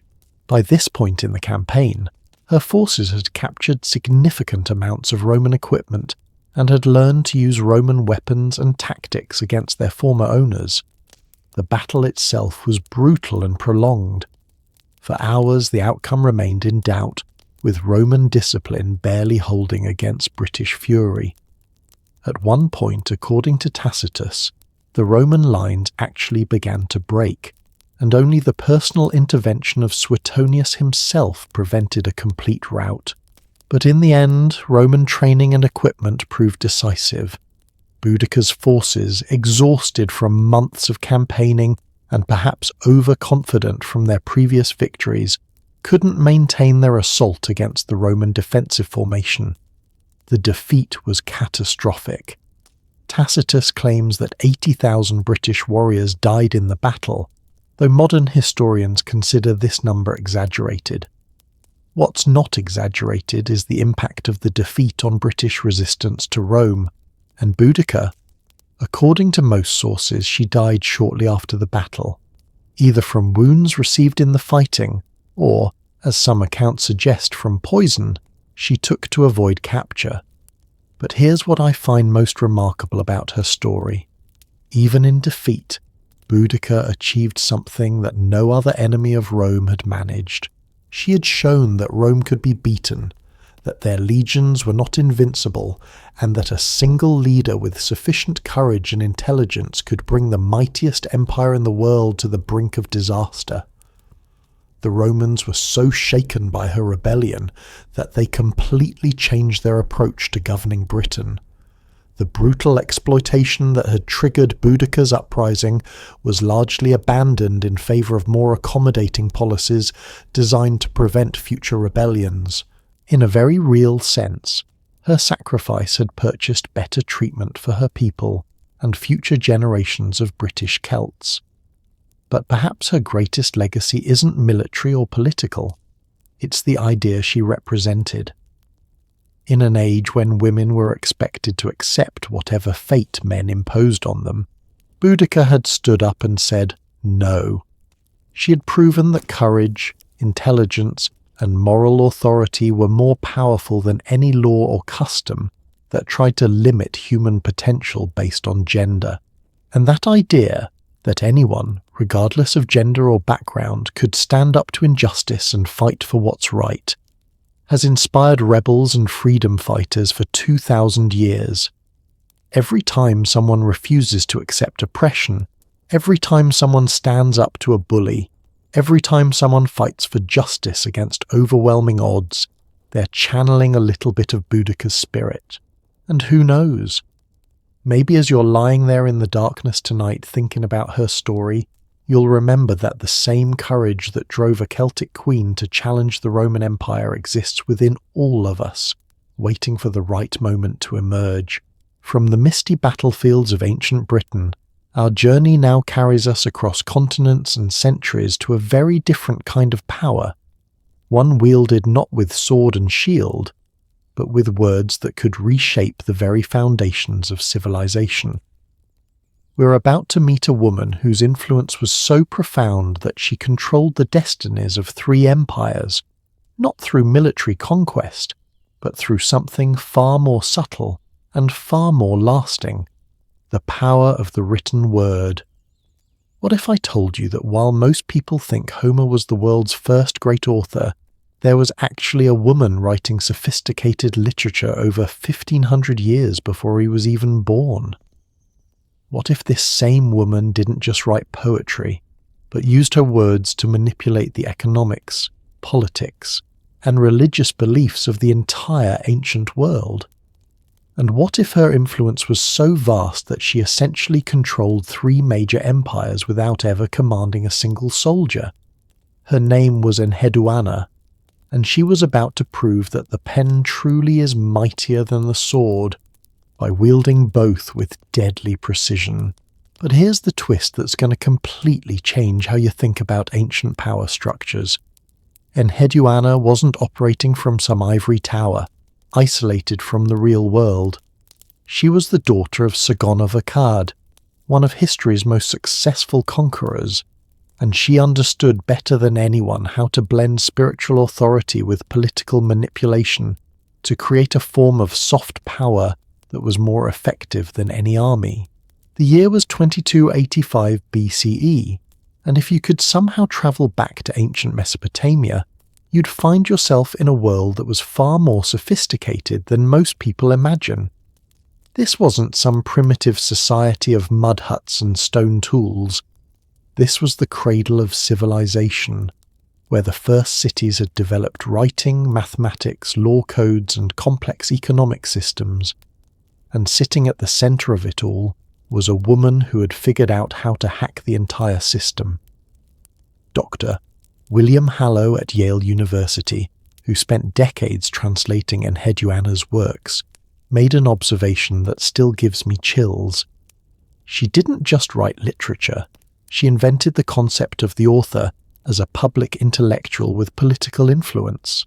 Every writer since then, in some way, has been following her template. Think about that for a moment.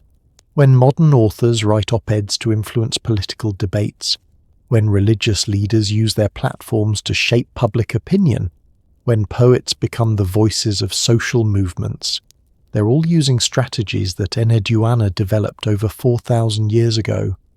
But to understand just how revolutionary her approach was, we need to dive into the world she was born into, because it was a world in chaos.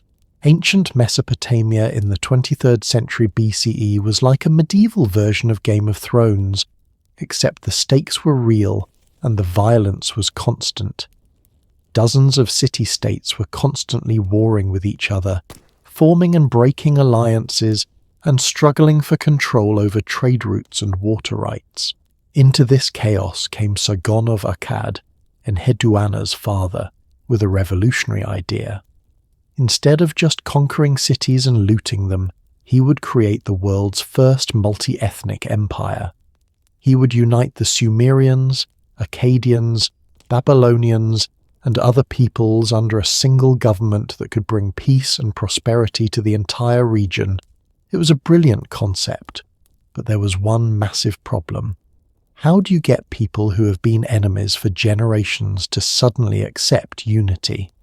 How do you convince dozens of different cultures, each with their own gods and traditions, to submit to a foreign ruler?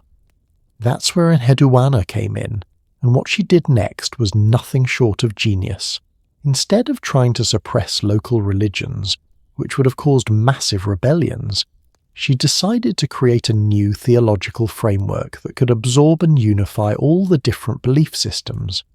She would write hymns and prayers that reimagined the traditional gods as part of a grand hierarchy, with the Akkadian deities at the top but all the local gods still maintaining their importance.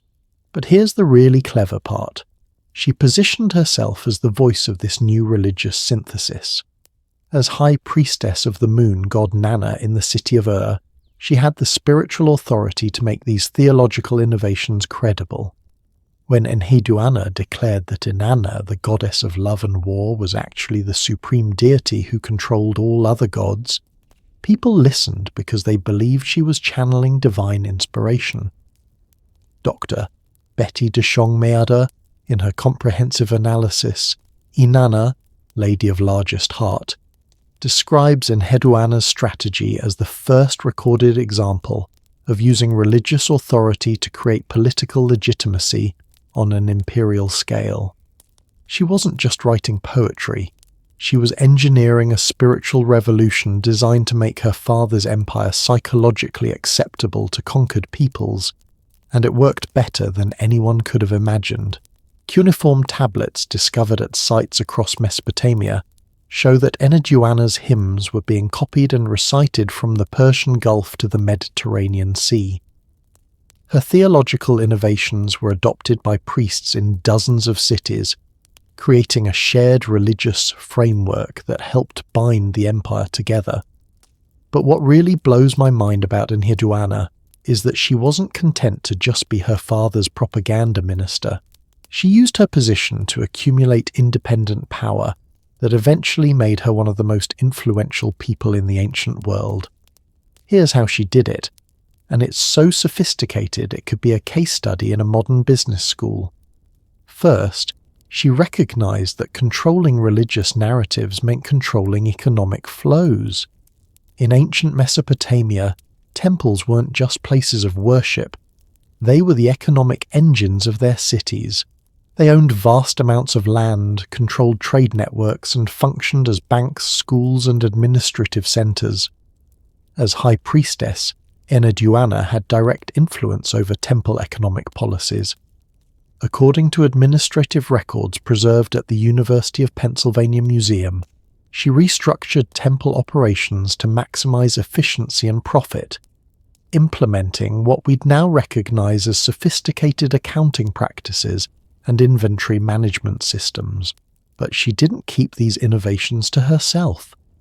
Through her network of priests and priestesses across the empire, she spread these economic reforms to temples throughout Mesopotamia, creating a standardized system that increased prosperity everywhere it was implemented. Dr. Mark van der Meeroop, in his economic analysis, The Ancient Mesopotamian Economy, calculated that temple productivity increased by an average of 40% in cities that adopted Enheduana's reforms. That's not just religious influence. That's concrete economic impact that improved the lives of thousands of people. But economic control was just the foundation for what came next, and this is where her story becomes truly extraordinary. Enheduana realized that her religious and economic influence gave her something that no woman before her had ever possessed: the ability to shape international politics. Through her network of temples and priests, she had created what was essentially the world's first intelligence agency. Think about it. Priests traveled constantly between cities. They had access to local leaders. They heard confessions and secrets, and they were trusted by people from all social classes. By coordinating their activities, Enheduana had created an information network that spanned the known world.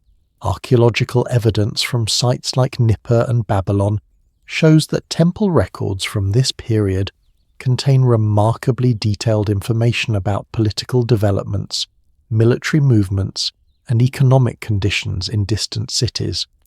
This wasn't accidental. It was the result of a systematic intelligence-gathering operation that would make the CIA jealous. And Enheduana used this information ruthlessly. When the city of Uruk rebelled against Akkadian rule, she knew about the uprising before it happened. When rival powers were planning military alliances, she had advance warning. When trade routes were threatened by bandits or political instability, her network provided early alerts that allowed merchants loyal to her to adjust their strategies. Dr. Gerald Cooper at Johns Hopkins University, who has spent decades studying Mesopotamian political networks, made an observation that perfectly captures her influence. By the height of her career, Enheduana had more real-time information about what was happening across the ancient world than any ruler, general, or merchant. Information is power, and she had more of it than anyone else alive.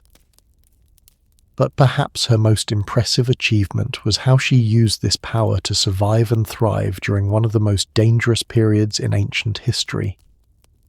Around 2250 BCE, Enheduana's world was turned upside down when rebels led by a man named Lugalane-Mundu overthrew her nephew, Naram-Sin, who had inherited the Akkadian throne. The rebels specifically targeted Enheduana because they understood that her religious and economic networks were essential to imperial unity. According to her own writings, preserved in works like the Exaltation of Inanna, she was driven from her temple, stripped of her titles, and forced to flee for her life. For most people, this would have been the end of the story, but Enheduana wasn't most people. Instead of accepting defeat, she launched what might be history's first propaganda campaign designed to restore a government through popular pressure.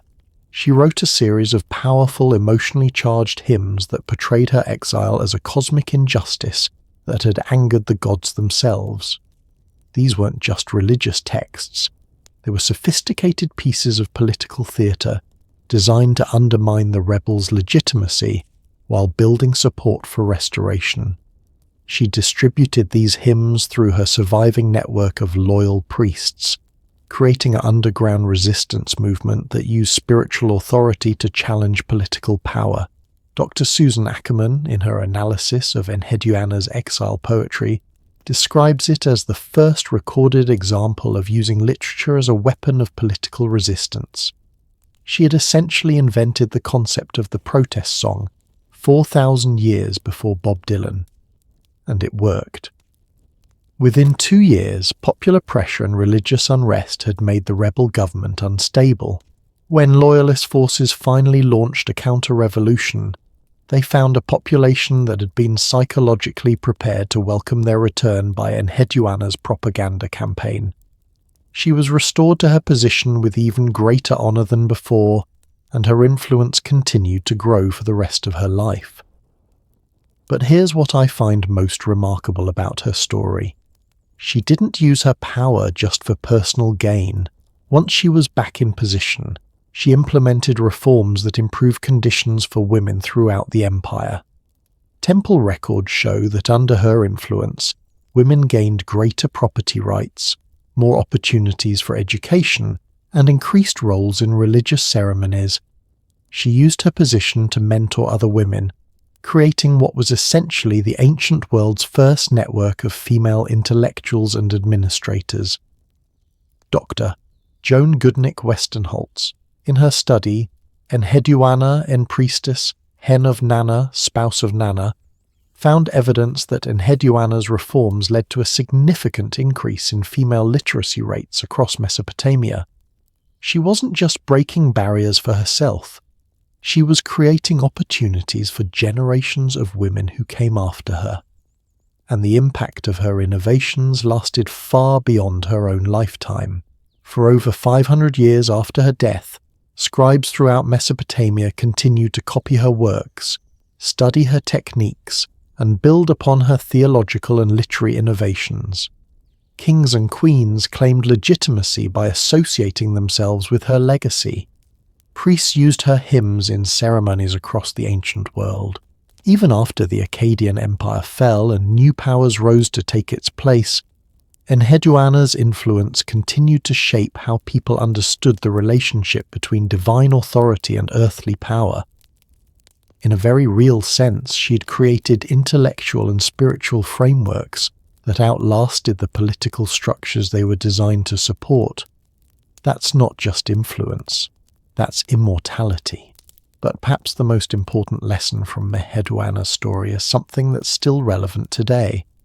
True power doesn't come from controlling people through force, but from inspiring them through ideas that genuinely improve their lives.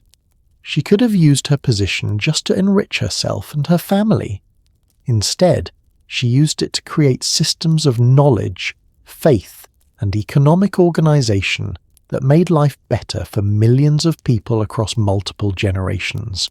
And that kind of legacy, the kind that comes from using your talents to serve something larger than yourself, is available to all of us, regardless of our circumstances or the obstacles we face. As we settle deeper into these ancient stories of forgotten greatness, think about this. If a woman living over 4,000 years ago could use nothing but her intelligence and determination to influence the fate of empires, what possibilities exist for each of us to make a meaningful impact on our own world? But influence through ideas and institutions is just one form of power, and our next story reveals an entirely different approach to changing history. We're about to journey to ancient India, where shadowy networks of female operatives were conducting espionage operations so sophisticated that they make modern intelligence agencies look like amateur hour. These weren't just spies, they were the invisible architects of empire, and their methods were so effective that they remained state secrets for over 2 millennia. Imagine if I told you that over 2,000 years ago, while most of the world was still figuring out basic military tactics, ancient India had already developed espionage techniques so advanced that they wouldn't be matched until the creation of the CIA. What if I told you that the masterminds behind these operations weren't grizzled male generals, but networks of brilliant women who could infiltrate any court, manipulate any ruler, and gather intelligence with such precision that they could predict political upheavals months before they happened? Welcome to the world of Chandragupta Maurya's Secret Service, where female spies didn't just gather information, they shaped the destiny of the largest empire the ancient world had ever seen. The year is 305 BCE, and you're standing in the shadows of Pataliputra, the magnificent capital of the Mauryan Empire. This isn't some primitive settlement. This is a city of over 400,000 people, with multi-story buildings, sophisticated drainage systems, and a level of urban planning that wouldn't be seen again until the Renaissance. But what you can't see from the streets is the most sophisticated intelligence network in human history, operating in complete secrecy under the direction of a man whose name has become synonymous with political cunning, Chanakya, also known as Kautilya. And at the heart of his spy network were women whose skills would make modern intelligence operatives weep with envy. Dr. Rangarajan, in his translation of Kautilya's Arthashastra, essentially the world's first manual of statecraft and espionage, reveals something that's going to blow your mind. Over 60% of Chandragupta's intelligence operatives were women, and they weren't just foot soldiers in this shadow war. They were the architects, the masterminds, the ones who designed and executed operations that determined the fate of kingdoms. But why women? The answer reveals a level of strategic thinking that's absolutely brilliant. Kautilya understood something that most ancient rulers missed. In a world where women were often invisible to men in power, they could move through society with a freedom that male spies could never achieve. A beautiful courtesan could attend royal festivities where state secrets were casually discussed. A skilled actress could entertain foreign ambassadors and learn their military plans. A clever merchant's wife could gather economic intelligence while conducting perfectly legitimate business transactions. They were hiding in plain sight, and it made them nearly impossible to detect. But these weren't just women with good looks and charm. According to the Arthur Shastra, Chandragupta's female agents underwent training that would make Navy SEAL preparation look like a weekend retreat. Dr.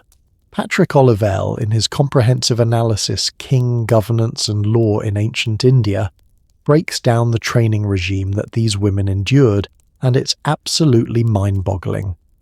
First, they mastered what was called the 64 Arts, a curriculum that included everything from music, dance and poetry to mathematics, military strategy, and poison identification. They could discuss philosophy with scholars, entertain nobility with their artistic skills, and calculate tax revenues faster than royal accountants. But that was just the foundation. The real training focused on psychological manipulation techniques that modern interrogators are still trying to perfect. They learned to read micro-expressions that revealed when someone was lying. They studied voice patterns that indicated stress or deception. They mastered the art of memory techniques that allowed them to perfectly recall conversations, documents, and observations without ever writing anything down. And perhaps most impressively, they were trained in what Kautilya called emotional architecture, the ability to make targets feel exactly what the spy wanted them to feel, whether that was trust, desire, fear, or loyalty. Dr. Romila Thapar, in her landmark work Asoka and the Decline of the Mauryas, describes these women as the ancient world's first behavioral psychologists. They understood human nature so thoroughly that they could predict and manipulate people's actions with scientific precision. But let me tell you about a specific operation that shows you just how sophisticated these women were, because it's one of the most brilliant intelligence coups in human history. In 298 BCE, the Seleucid Empire, one of the successor kingdoms to Alexander the Great's empire, was planning a massive invasion of India. Emperor Seleucus the Fornicator had assembled an army of over 100,000 men and was preparing to reclaim the territories that Alexander had briefly conquered. Traditional spies had confirmed the invasion plans, but Chandragupta needed something more. He needed to know the exact timing, the invasion routes, the supply arrangements, and most importantly, the political dynamics within the Seleucid court that might be exploited to prevent the war entirely. This wasn't a job for a single spy. It required a coordinated intelligence operation involving multiple agents working across several kingdoms, and the woman chosen to lead this mission was a legendary figure known only as Vishakanya, literally Poison Girl. Now, before you start imagining some femme fatale with hidden daggers, let me tell you what made Vishakanya truly dangerous. She was a master of what we'd now call social engineering. She could infiltrate any social group, assume any identity, and manipulate any situation to gather the intelligence she needed. According to fragmentary records preserved in the Mudra Rakshasa, a Sanskrit play that contains surprisingly accurate historical details, Vishakanya spent 2 years establishing a cover identity as the daughter of a wealthy silk merchant. She learned to speak Greek fluently, studied Hellenistic customs, and even underwent physical modifications to appear more Greek in her features. When she finally made contact with the Seleucid court, she wasn't just another foreign visitor. She was a fully integrated member of their social world, with a backstory that could withstand any investigation. But here's where her operation gets really brilliant. Instead of trying to seduce Seleucus himself, which would have been obvious and risky, she targeted someone far more valuable, his chief treasurer, Apollodorus. Why the treasurer? Because Vishakanya understood something that most spies miss. In any military campaign, logistics are everything. Control the money and supplies, and you control the entire operation. Over the course of 18 months, she developed a relationship with Apollodorus that gave her access to detailed information about the invasion's financial planning. She learned exactly how much the campaign would cost, where the money was coming from, and most importantly, which Greek cities were reluctant to provide their share of the funding. But she didn't just gather information, she acted on it. Working through a network of other female agents, she began subtly manipulating the economic conditions that the invasion depended on. Dr. Kosambi, in his Economic Analysis, an introduction to the study of Indian history, traces several coincidental financial crises that struck the Seleucid Empire in 299 BCE. Trade routes were disrupted by bandits, tax collections failed due to administrative errors, and key military suppliers suddenly faced mysterious shortages. None of these events could be traced back to Mauryan interference, but their cumulative effect was devastating. The cost of the planned invasion doubled, then tripled, making it financially impossible to proceed. By the time Seleucus realized his campaign had been sabotaged, Vishakanya and her network had vanished like ghosts, leaving no evidence of their involvement. The invasion was cancelled, and instead of war, Seleucus was forced to negotiate a peace treaty that actually favoured the Mauryan Empire. One woman and her team of intelligence operatives had prevented a massive war without a single battle being fought. That's not just spying, that's strategic genius. But Vishakanya's success wasn't unique. According to the Arthashastra, the Mauryan Intelligence Service conducted dozens of similar operations throughout the empire's history. Female agents prevented rebellions by identifying and neutralizing conspiracies before they could develop. They gathered economic intelligence that allowed the empire to dominate trade routes. They even conducted what we'd now call influence operations, spreading carefully crafted rumors and information to shape public opinion in favor of Mauryan policies. Dr. Bourchier, in his study Kautilya's Arthashastra on War and Diplomacy in Ancient India, calculated that the Mauryan Empire spent approximately 12% of its total budget on intelligence operations, a higher percentage than most modern nations allocate to their spy agencies, and the return on investment was extraordinary. The empire that Chandragupta founded lasted for over 130 years, and at its height controlled territory from Afghanistan to southern India, largely because its intelligence networks allowed it to prevent problems before they became crises. But perhaps the most remarkable thing about these female spies wasn't their operational success.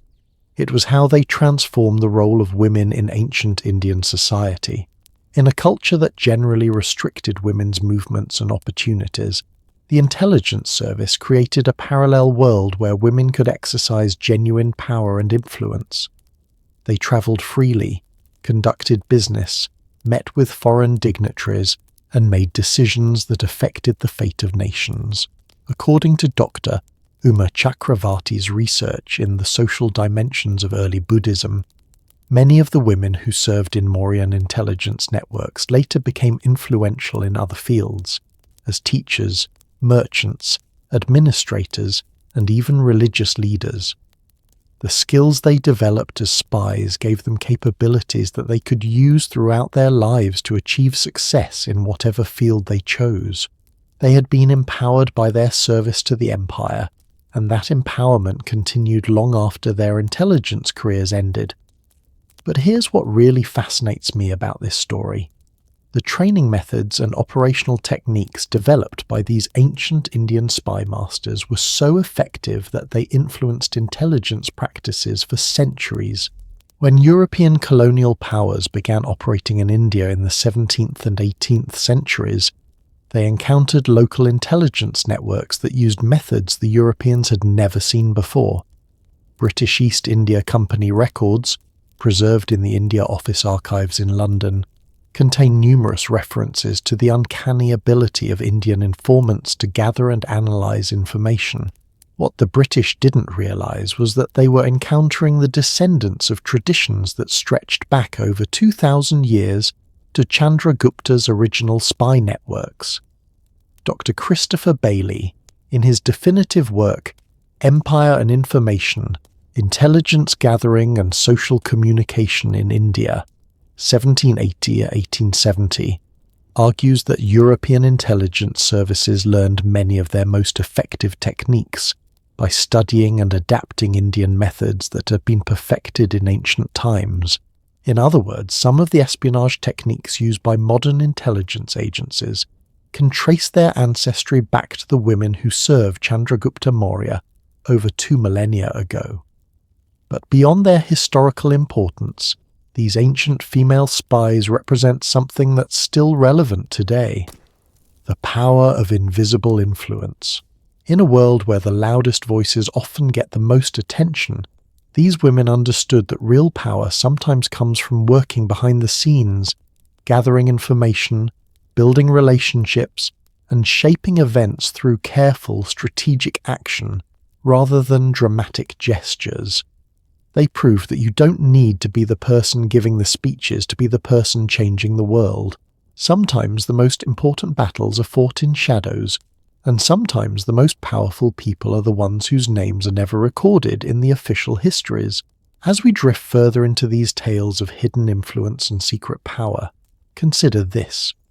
In your own life, are there ways you could make a difference by working quietly, building networks, gathering information, and using your unique position to create positive change?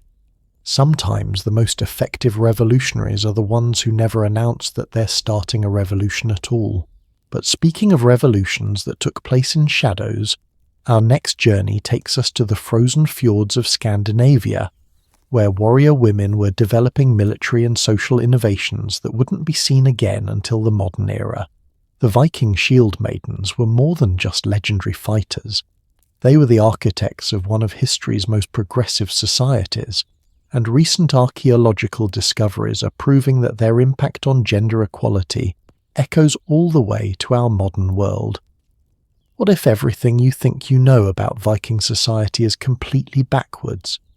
What if those supposedly barbaric raiders were actually running one of the most gender-equal societies in human history?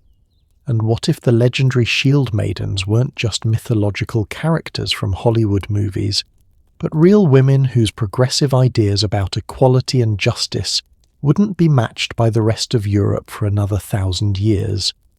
Prepare to have your mind blown, because the archaeological evidence we've uncovered in the last decade is rewriting everything we thought we knew about Viking women, and it turns out they were far more revolutionary than even their legend suggested. Let's start with the discovery that sent shockwaves through the academic world and made historians frantically rewrite their textbooks. In 2017, DNA analysis of a Viking warrior grave that had been discovered in Boudica, Sweden, in the 1880s revealed something extraordinary. The skeleton that archaeologists had assumed was male for over 130 years was actually female. But this wasn't just any warrior burial. This was the grave of what appeared to be a high-ranking military commander, buried with a sword, an axe, a spear, a battle knife, 2 shields, and what looked like a complete set of tactical gaming pieces, ancient war games used for planning military strategies. Dr. Charlotte Hedenstierna Jonsson, who led the DNA analysis published in the American Journal of Physical Anthropology, made an observation that still gives me chills. This wasn't just a woman who knew how to fight. This was a woman who commanded others in battle and planned military campaigns. She was a general, not just a soldier. And she wasn't alone. Since that groundbreaking discovery, archaeologists have identified dozens of similar burials across Scandinavia. According to Dr. Leszek Gardewa at the University of Bonn, who's been systematically studying Viking warrior graves, approximately 20% of Viking warrior burials contain female remains. 20%. That means roughly 1 in 5 Viking warriors was a woman. To put that in perspective, most modern militaries struggle to achieve even 15% female participation, and we're talking about combat roles in a medieval society. But here's where the story gets really fascinating. These weren't just women who occasionally picked up weapons to defend their homes. The archaeological evidence suggests that Viking society had systematically integrated women into their military structure in ways that wouldn't be seen again until World War II. Dr. Neil Price at Uppsala University, in his comprehensive study The Viking Way, analysed weapon distributions in Viking graves and found something remarkable. Female warriors were equipped with the same high-quality weapons as their male counterparts, and they were buried with the same honours and grave goods that indicated high military rank. This wasn't tokenism, this was genuine military equality. But to understand how radical this was, you need to understand what the rest of medieval Europe was like for women. While Viking women were leading raids and commanding warships, women in most of Christian Europe couldn't own property, couldn't inherit titles, couldn't make legal decisions without male guardians, and were essentially treated as valuable livestock. The contrast is so stark it's almost unbelievable. According to the legal codes preserved in documents like the Gulating Law and Frostathing Law, Viking women could own land, inherit property, request divorces, run businesses, and even serve as legal representatives in court proceedings. Dr. Jenny Jochens, in her groundbreaking work Women in Old Norse Society, found evidence that Viking women regularly served as merchants, ship captains, and even diplomatic envoys. They weren't just breaking gender barriers, they were living in a society where those barriers barely existed. But perhaps the most mind-blowing evidence comes from the sagas themselves, the epic stories that Vikings told about their greatest heroes. When modern scholars analyze these stories using literary and historical techniques, they find something extraordinary. Female characters appear as leaders, warriors, and decision-makers at roughly the same rate as male characters. Dr. Judith Jesch at the University of Nottingham, who has spent decades studying Old Norse literature, makes this observation. The sagas don't treat female warriors as unusual or remarkable. They treat them as normal. That suggests these stories were reflecting a social reality where women in combat roles were completely ordinary. Think about that for a moment. While the rest of Europe was telling stories about damsels in distress waiting to be rescued, Vikings were telling stories about women who solved problems by grabbing axes and sailing off to conquer new lands. But the question that really fascinated me when I started researching this topic was, how did Viking society develop such progressive attitudes toward gender equality? What made them so different from every other culture in medieval Europe? The answer, it turns out, lies in the unique demands of Viking life, and it reveals something profound about how social progress actually happens. Viking society was built around long-distance trading and raiding expeditions that could take men away from home for months or even years at a time. Unlike agricultural societies where men and women worked side by side on the same farms, Viking communities had to function with large portions of their male population regularly absent. This created what Dr. Birgit Sawyer calls necessity-driven equality. Women weren't given equal rights because Vikings were particularly enlightened. They were given equal rights because Viking society literally couldn't function without female leadership and decision-making. But here's the brilliant part. Once women had been given authority out of practical necessity, they proved so capable that the society evolved to maintain and expand their roles even when those practical constraints no longer applied. Archaeological evidence from sites like Hedeby and Kaupang shows that Viking women were running complex trading operations that spanned from Greenland to Constantinople. They were making economic decisions that affected the prosperity of entire communities, and they were doing it so successfully that no one questioned their right to continue. Dr. Søren Zinbeck at Aarhus University, who studies Viking trade networks, discovered something remarkable in his analysis of medieval trading records. Some of the most successful Viking merchants were women, and their trading partnerships often lasted for decades, indicating long-term business relationships built on trust and competence. These weren't women who were occasionally allowed to help with business. These were professional traders who were recognized across Europe as formidable negotiators and shrewd business people. But the really revolutionary aspect of Viking gender equality wasn't economic, it was legal and social. Viking women had rights that wouldn't be achieved by women in most Western societies until the 20th century. According to the Icelandic law codes preserved in documents like the Gragas, Viking women could initiate divorce proceedings for reasons including physical abuse, adultery, or even just incompatibility. They retained control of their dowries and could reclaim their property if the marriage ended. Even more remarkably, they could serve as legal guardians for their children, manage estates, and represent themselves in legal proceedings without requiring male permission or representation. Dr. Agnes Arnarsdottir at the University of Iceland, who has studied medieval Nordic legal systems, points out something that still amazes legal historians. Viking women had more legal autonomy in the 10th century than women in most American states had in the 19th century. Let that sink in for a moment. A Viking woman living in medieval Iceland had more legal rights than an American woman living during the Civil War era. But perhaps the most fascinating evidence of Viking gender equality comes from their religious practices. Unlike most medieval societies where religious authority was monopolized by men, Viking spiritual life included powerful female religious figures who wielded enormous influence. The Volur, Viking seeresses and spiritual advisors, were exclusively female, and they held positions of respect and authority that crossed all social boundaries. Kings and jarls would consult them before making major decisions, and their prophecies could influence the politics of entire regions.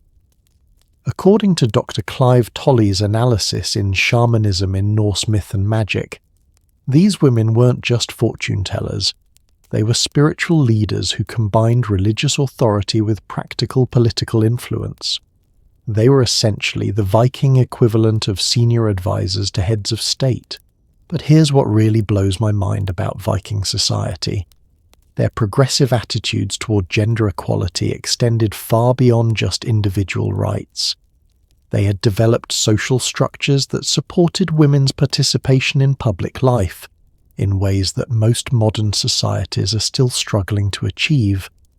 Archaeological evidence from Viking settlements shows that they had developed what we'd now recognize as early forms of childcare support systems. Extended families and community networks shared child-rearing responsibilities, allowing women to pursue careers in trading, crafts, and even warfare without being limited by domestic obligations. Dr. Marianne Hem Eriksson at the University of Oslo, who studies Viking family structures, found evidence that Viking communities had essentially solved the work-life balance problem that still challenges modern parents. They had created social systems that valued both family responsibilities and professional achievement for both men and women. And this wasn't just theoretical, it was producing real results. DNA analysis of Viking populations shows evidence of extensive travel and cultural exchange by both men and women, suggesting that Viking women were actively participating in the exploration and colonization activities that defined their civilization. When Vikings established settlements in Iceland, Greenland, and even North America, women weren't just along for the ride. They were active participants in the planning, leadership, and governance of these new communities. But perhaps the most important lesson from Viking gender equality isn't historical, it's contemporary, because when we look at modern Scandinavian countries, Norway, Sweden, Denmark, and Iceland, we see something remarkable. they consistently rank among the most gender-equal societies in the world. This isn't a coincidence.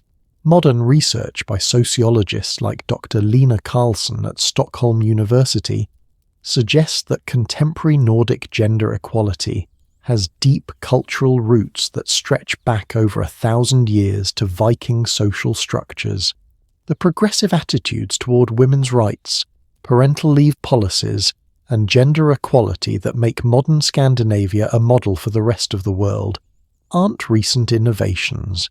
They're the continuation of cultural traditions that began with Viking shield maidens sailing off to conquer new worlds.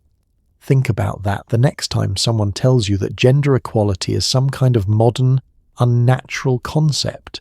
The Vikings figured this out over 1,000 years ago, and it made them one of the most successful and influential civilizations in medieval history. They proved that societies where women and men share power and responsibility aren't weaker or less effective. They're stronger, more innovative, and more resilient than societies that waste half their human potential by limiting opportunities based on gender. And as you settle into sleep tonight, maybe you can take some inspiration from those Viking women who refused to accept limitations on their potential. They grabbed their axes, sailed across unknown oceans, and built societies that were more progressive than most places we have today.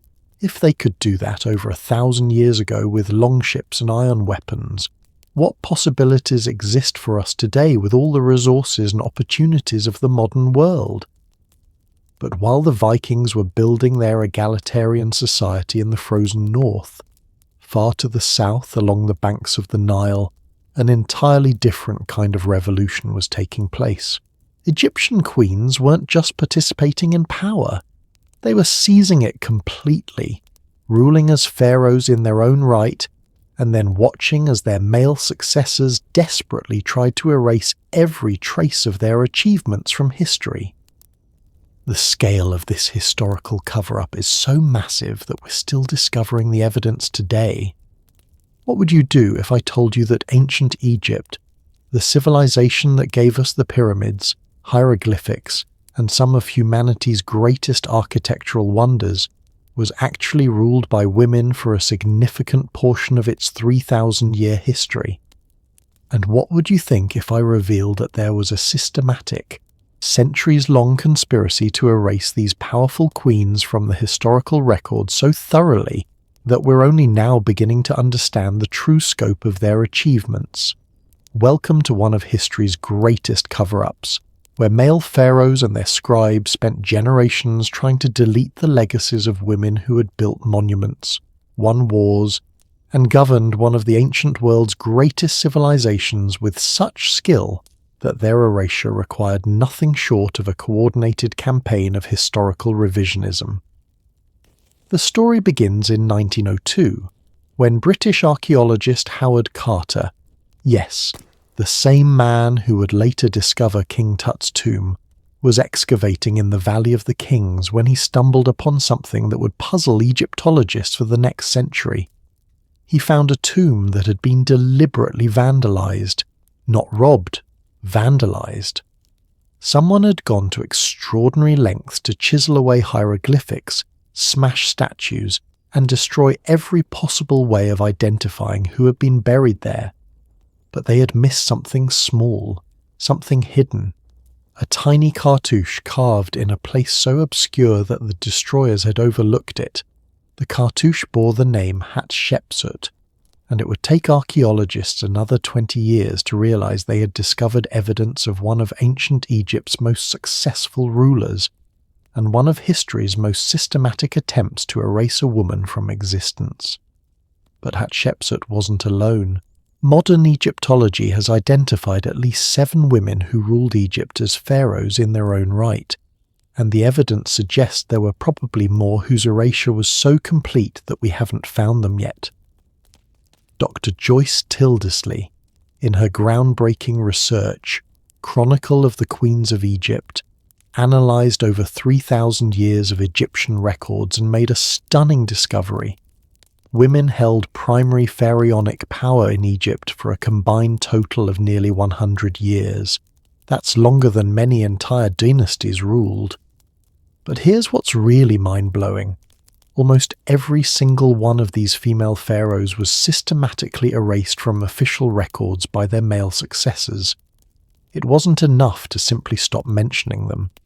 There were active campaigns to physically destroy evidence of their reigns, rewrite historical chronicles, and create false genealogies that skipped over their rule entirely. Let me tell you about the most successful of these cover-ups, because it reveals just how sophisticated ancient propaganda could be. Hatshepsut ruled Egypt for 22 years, from approximately 1479 to 1458 BCE, and by any measure, she was one of the most successful pharaohs in Egyptian history. Under her leadership, Egypt experienced unprecedented peace and prosperity. She established trade networks that brought wealth from across the known world, commissioned building projects that still inspire awe today, and maintained political stability that allowed Egyptian civilization to flourish. According to the detailed records preserved at her mortuary temple at Deir el-Bahri, her reign saw the completion of more major construction projects than any pharaoh since the Old Kingdom pyramid builders. She didn't just maintain Egyptian power, she expanded it through diplomacy and economic innovation rather than conquest. Dr. Charles Wilkinson's analysis of building inscriptions from Hatshepsut's reign, published in his comprehensive study Egyptian Wall Paintings, shows that she personally oversaw the design and construction of architectural marvels that incorporated innovations in engineering, art, and urban planning that wouldn't be seen again for centuries. But perhaps most remarkably, she achieved all this while navigating the complex politics of ruling as a woman in a society that had never seen female pharaonic power on such a scale. So how did she do it? How did a woman not only seize power in ancient Egypt but hold it successfully for over 2 decades? The answer reveals a political genius whose strategies would impress modern campaign managers and public relations experts. First, Hatshepsut understood that legitimacy in ancient Egypt came from religious authority as much as political power. She didn't just claim the throne, she systematically reconstructed Egyptian theology to justify female rule.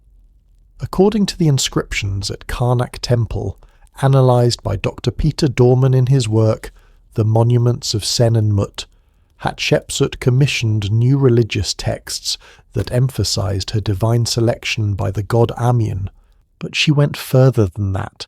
She created a mythological narrative that portrayed her as the direct offspring of the king of the gods, making her rule not just legitimate but divinely mandated. This wasn't just clever PR, it was revolutionary theology that challenged fundamental assumptions about gender and power in ancient Egyptian religion. But theology alone wasn't enough. Hatshepsut also had to navigate the practical politics of ruling a vast empire, and here's where her strategic brilliance really shines. Instead of trying to eliminate potential rivals, she co-opted them. Her stepson Thutmose III, who had the strongest hereditary claim to the throne, wasn't exiled or executed. He was made her co-ruler and given command of the military.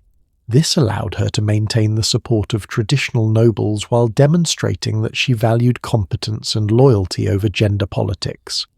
Dr. Betsy Bryan at Johns Hopkins University, who has spent decades studying Hatshepsut's reign, discovered something fascinating in her analysis of administrative records.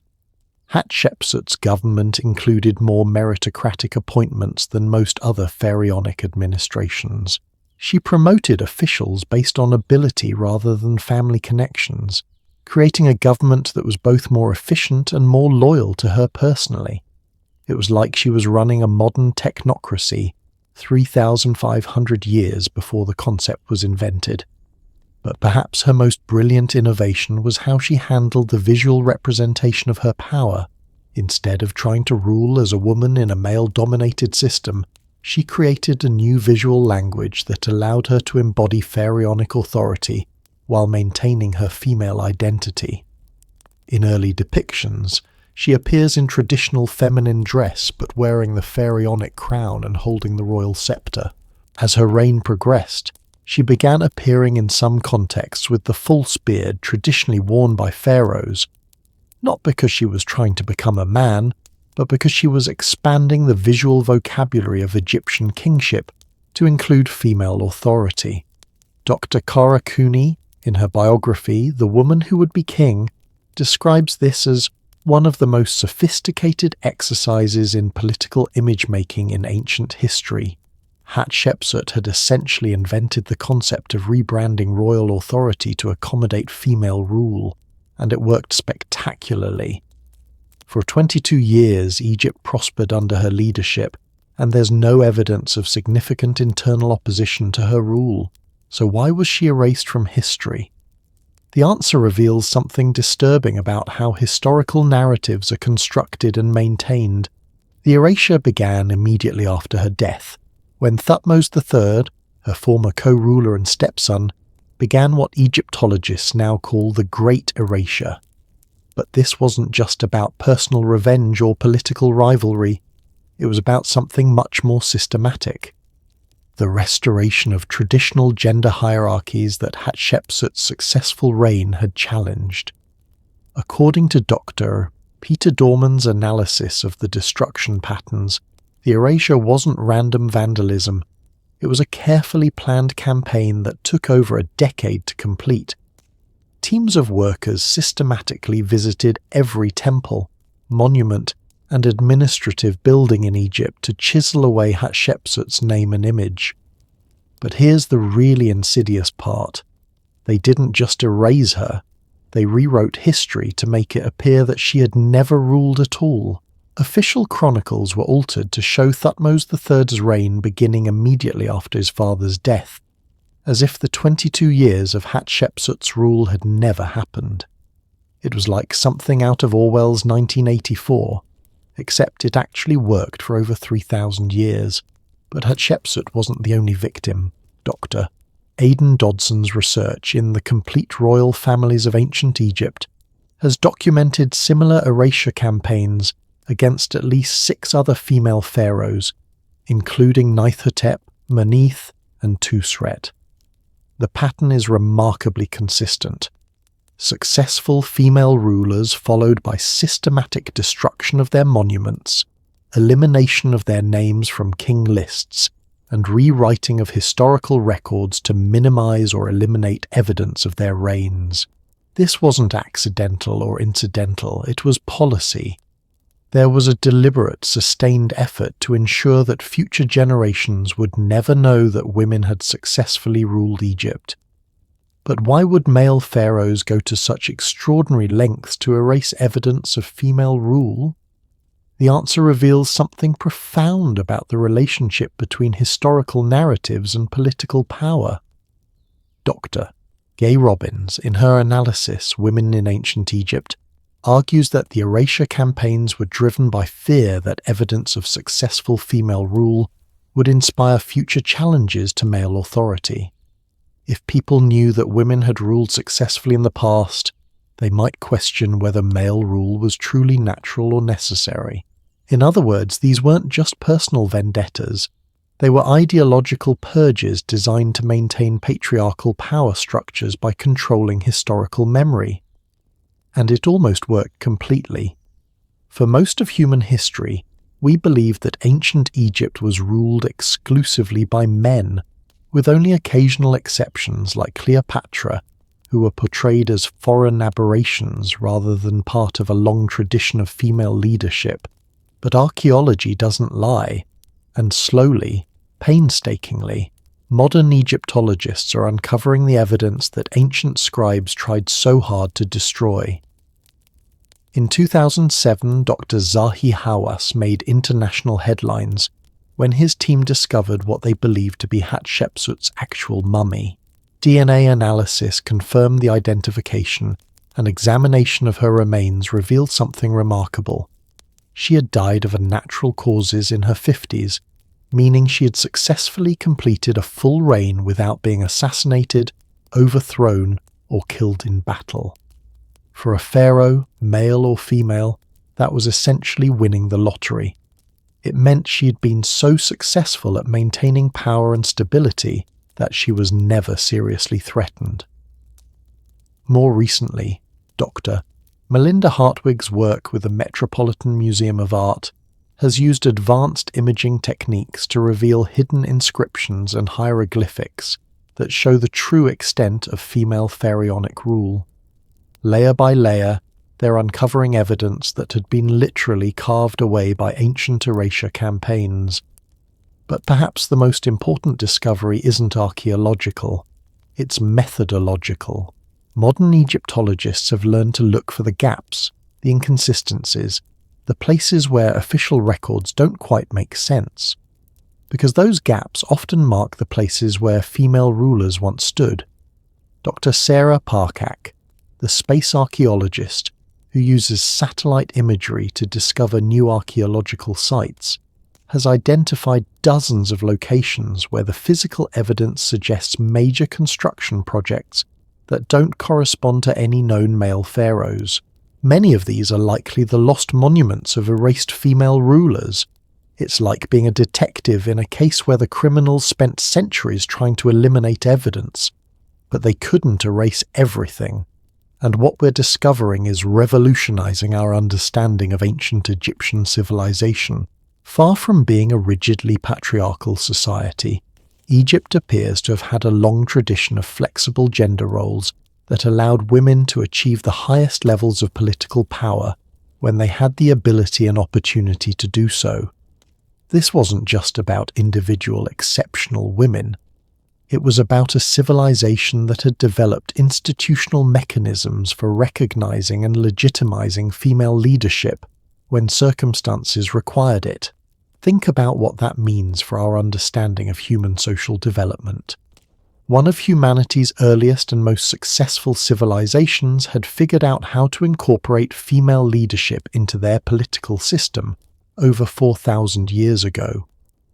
And then that knowledge was deliberately erased, lost for millennia, because later generations decided that evidence of successful female rule was too dangerous to preserve. But the truth has a way of surviving, even when powerful people try to bury it. Every year, archaeologists are discovering new evidence of these forgotten queens, and slowly but surely we're reconstructing the true history of female power in ancient Egypt. As we near the end of tonight's journey through these hidden stories of forgotten greatness, remember this: history isn't just what happened, it's what survived the attempts to erase it. And sometimes, the most important stories are the ones that someone worked the hardest to make us forget. Meanwhile, as these Egyptian queens were fighting to preserve their legacies from deliberate destruction, across the ocean in the Americas, another group of remarkable women was about to face a very different kind of erasure. The Aztec goddess warriors didn't just terrify Spanish conquistadors with their military prowess. They represented an entire worldview about feminine power that European colonizers found so threatening. They spent centuries trying to convince the world it had never existed at all. Have you ever wondered what it would take to make hardened Spanish conquistadors, men who had conquered kingdoms and faced down cannons, wake up screaming in the middle of the night? What kind of enemy could be so terrifying that veteran soldiers would write home begging to be transferred to literally any other assignment anywhere else in the world? The answer is standing on the stone steps of Tenochtitlan in 1519, her face painted with sacred symbols, her obsidian blade glinting in the morning sun, ready to defend her civilization against invaders who have no idea what they're about to face. She's a Quachik, an Aztec goddess warrior, and she represents a tradition of female military and spiritual power so profound that European chroniclers would spend the next 500 years trying to convince the world it had never existed. But the archaeological evidence tells a very different story, and it's one that's going to completely revolutionize how you think about pre-Columbian America. Let me start with something that's going to blow your mind, because it reveals just how sophisticated Aztec society really was when it came to gender and power. In 2019, archaeologists working at the Templo Mayor in Mexico City made a discovery that sent shockwaves through the academic world. Dr. Leonardo Lopez Luján and his team uncovered a burial chamber containing the remains of what they initially assumed was a high-ranking Aztec warrior, based on the elaborate weapons and ceremonial items found with the body. But when they conducted DNA analysis and osteological examination, they discovered something extraordinary. The warrior was female, and she wasn't just any warrior. The grave goods and ceremonial positioning indicated she held one of the highest military ranks in Aztec society. Dr. Lopez Luján, in his analysis published in Ancient Mesoamerica, made an observation that still gives me chills. This wasn't an anomaly or exception. The burial patterns and ceremonial elements suggest that female warriors held institutionalized roles in Aztec military hierarchy that were comparable to the highest-ranking male warriors. But here's what makes this discovery even more remarkable. Spanish colonial records had consistently claimed that Aztec women played no significant role in military activities. For 500 years, European historians had described Aztec society as rigidly patriarchal, with women confined to domestic roles while men handled all aspects of warfare and political leadership. The archaeological evidence tells a completely different story. Dr. Frances Burden, in her comprehensive analysis Aztec Imperial Strategies, examined over 200 pre-Columbian codices and colonial documents, and found systematic evidence of female military commanders, war goddesses, and women who held what could only be described as general-level authority in Aztec armies. But the Spanish chroniclers either ignored this evidence entirely or deliberately misrepresented it to make Aztec society appear more familiar to European readers who couldn't conceive of women in military leadership roles. It was cultural colonialism at its most insidious, not just conquering a civilization, but rewriting its history to conform to the conqueror's world view. So what were these Aztec goddess warriors really like? To understand that, we need to dive into the sophisticated military and religious culture that produced them. Because what we're dealing with isn't just individual exceptional women. It's an entire civilization that had integrated female warriors into their military system in ways that wouldn't be seen again until the modern era. The Quachik, whose name translates roughly as shorn ones because of their distinctive partially shaved heads, weren't just soldiers. They were elite warriors who combined military training with deep spiritual preparation, creating a warrior priest class that served both tactical and ceremonial functions in Aztec society. According to the detailed descriptions preserved in the Florentine Codex compiled by the Franciscan friar Bernardino de Sahagún in the 16th century, the Quachik underwent training that would make modern special forces preparation look like summer camp. They began their education as children, learning not just combat techniques but also astronomy, mathematics, medicine, and the complex religious rituals that were essential to Aztec military culture. By the time they reached adulthood, they were essentially warrior scholars who could function as military commanders, field medics, tactical advisors, and spiritual leaders. But here's what really sets them apart. The Aztec military system recognized that different types of warfare required different types of warriors, and they had identified specific combat scenarios where female warriors had significant advantages. Dr.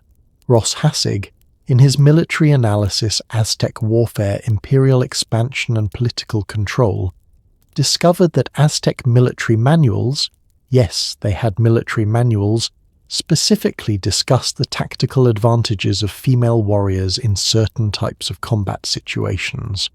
Female Quachik were considered superior for night operations, stealth missions, and what we'd now call psychological warfare. Their smaller size made them more effective at infiltration.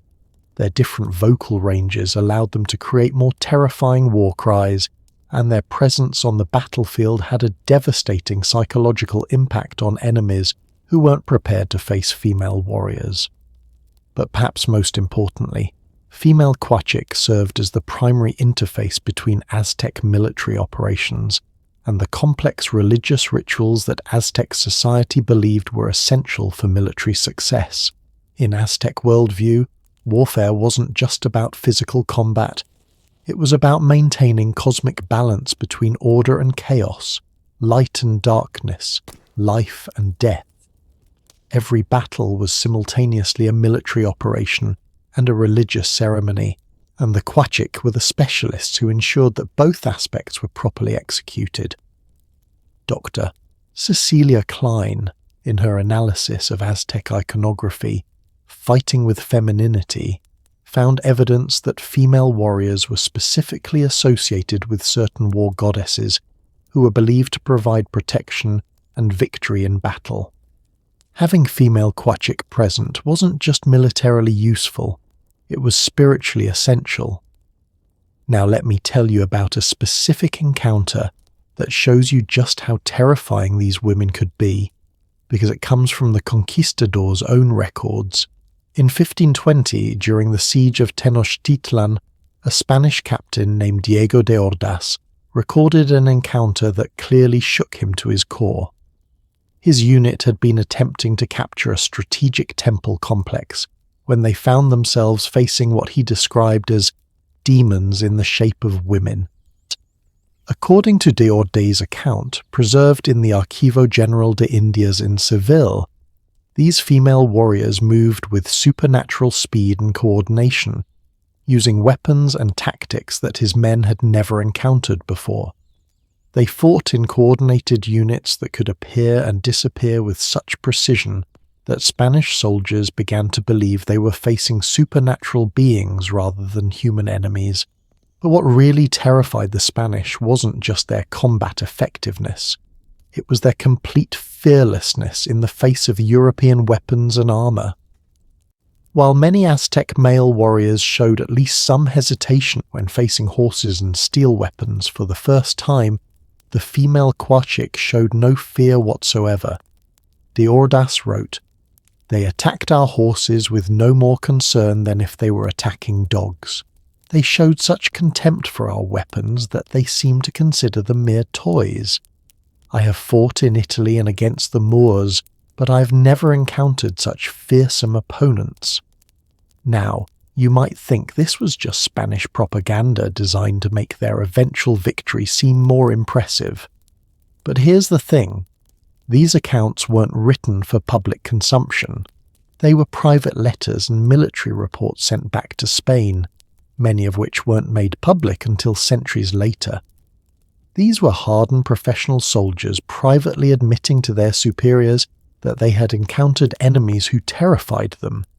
That's not propaganda, that's raw, honest fear, and the archaeological evidence supports their accounts. Excavations at battle sites around Tenochtitlan have revealed weapon distributions and combat evidence that confirm the presence of highly trained female warriors using sophisticated tactics that were clearly developed through extensive military training. Dr. Michael Smith, in his analysis, The Aztecs, found evidence of weapons specifically designed for female warriors, including lighter obsidian blades with modified grips and specialized projectile weapons that took advantage of different throwing techniques. But what really fascinates me about the Spanish accounts is what they reveal about the cultural clash that was taking place.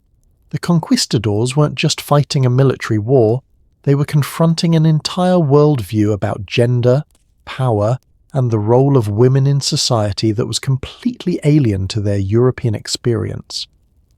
In 16th century Spain, the idea of women as military leaders was not just unusual, it was literally heretical. Spanish theology taught that women were inherently unsuited for combat because of their supposed physical and moral weaknesses. Encountering a civilization where women served as elite warriors challenged fundamental assumptions about divine order and natural hierarchy. Dr. Inga Clendinen, in her groundbreaking work Aztecs and Interpretation, argues that the Spanish response to Aztec goddess warriors was so intense because these women represented everything that European Christianity taught was impossible. Females who were simultaneously powerful, independent, and deeply spiritual. The Spanish couldn't just defeat them militarily, they had to erase them conceptually, eliminating evidence that such women had ever existed in order to preserve European assumptions about the natural order of society. And that's exactly what they did. In the decades following the conquest, Spanish colonial authorities launched what can only be described as a systematic campaign of cultural revisionism designed to minimize or eliminate evidence of female power in pre-Columbian Mexico. Indigenous codices that showed women in positions of authority were edited to remove female figures. Historical accounts were rewritten to emphasize male leaders while marginalizing or eliminating references to female rulers and warriors. Religious ceremonies that honored female deities were banned and replaced with Catholic rituals that emphasized male religious authority. Dr.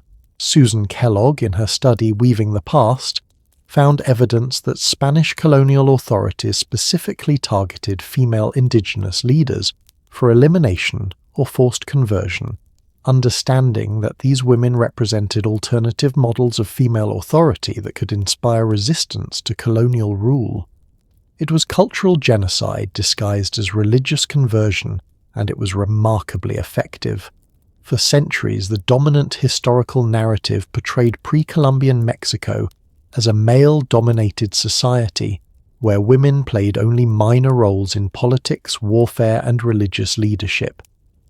But archaeology doesn't lie, and slowly but surely, modern researchers are uncovering evidence that reveals the true scope of female power in Aztec civilization.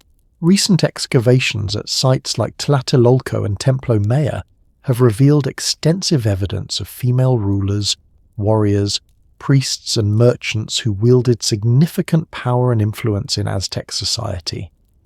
DNA analysis of human remains is confirming that many burials previously assumed to contain male leaders actually contain females who were buried with symbols of authority and power. Dr. Patricia Anawalt's analysis of Aztec textiles has revealed that many of the most sophisticated garments and ceremonial regalia were designed specifically for female leaders, indicating that women held high-ranking positions that required elaborate ceremonial dress. Even more remarkably, linguistic analysis of Nahuatl texts by Dr. Stephanie Wood has revealed that many Aztec political and military terms had both masculine and feminine forms, suggesting that female leadership was so normal in Aztec society that the language had evolved specific vocabulary to accommodate it.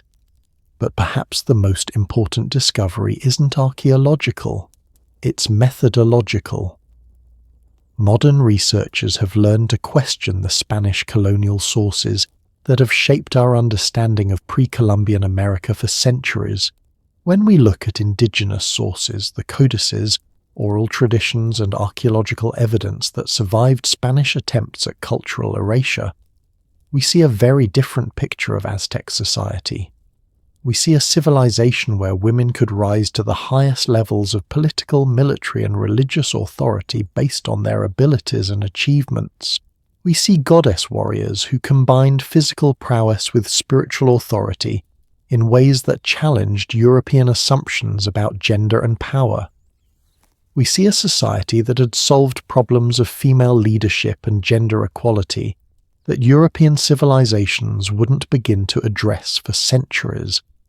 And we see the tragic irony of a supposedly civilized European power destroying evidence of social innovations that were far more progressive than anything existing in 16th century Europe.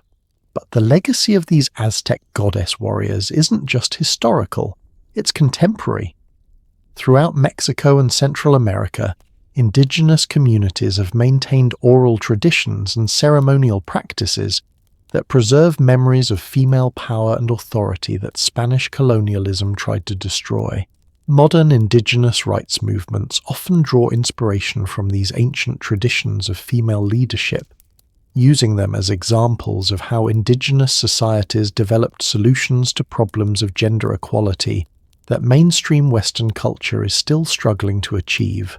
As we prepare to conclude this remarkable journey through the hidden stories of history's most extraordinary women, think about this. If the Aztecs could create a military system that successfully integrated female warriors into the highest levels of command structure 500 years ago, what does that tell us about the artificial nature of the barriers that still limit women's participation in leadership roles today? These goddess warriors prove that courage, intelligence, and military skill have nothing to do with gender. They show that societies can be stronger and more effective when they draw on the full range of human talent, regardless of whether that talent comes in male or female form. And they remind us that the most dangerous enemy of human progress isn't any external threat. It's the willingness to destroy evidence of what's possible in order to preserve systems that limit human potential. Halfway around the world from these Aztec temples in the ancient land of Persia, another woman was about to demonstrate that political genius and imperial authority know no gender boundaries. She would rule one of the world's greatest empires with such skill that her achievements would terrify later generations of male rulers into attempting something even more ambitious than military conquest. The complete erasure of her story from historical memory itself. Imagine discovering that one of history's most powerful empires, an empire that stretched from India to Egypt, controlling the lives of over 20 million people, was actually ruled by a woman whose name has been so thoroughly erased from history that most people have never heard of her. What if I told you that this woman implemented economic reforms that created the ancient world's first international banking system, launched military campaigns that expanded Persian territory by 40%, and governed with such effectiveness that her empire prospered for decades after her death? Her name was Purand, and she ruled the Sassanid Persian Empire from 629 to 631 CE. But here's the truly shocking part. Until very recently, most history books didn't even mention her existence, and when they did, they dismissed her as a powerless figurehead who held the throne only temporarily until a real ruler could be found. The archaeological and numismatic evidence tells a very different story, one that's going to completely change how you think about female power in the ancient world. Let me start with a discovery that sent shockwaves through the academic community and forced historians to completely rewrite their understanding of Sassanid Persia. In 1995, Dr. Rika Geislin at the French National Centre for Scientific Research was analysing a collection of Persian coins in the Bibliothèque Nationale when she made a discovery that would revolutionise our understanding of ancient Persian history. She found over 200 silver coins bearing the name and image of Purand, not as a consort or regent, but as the sole ruler of the Persian Empire. But here's what made this discovery so extraordinary. These weren't ceremonial coins or commemorative pieces. They were standard currency that had been used for everyday transactions across the vast Persian Empire.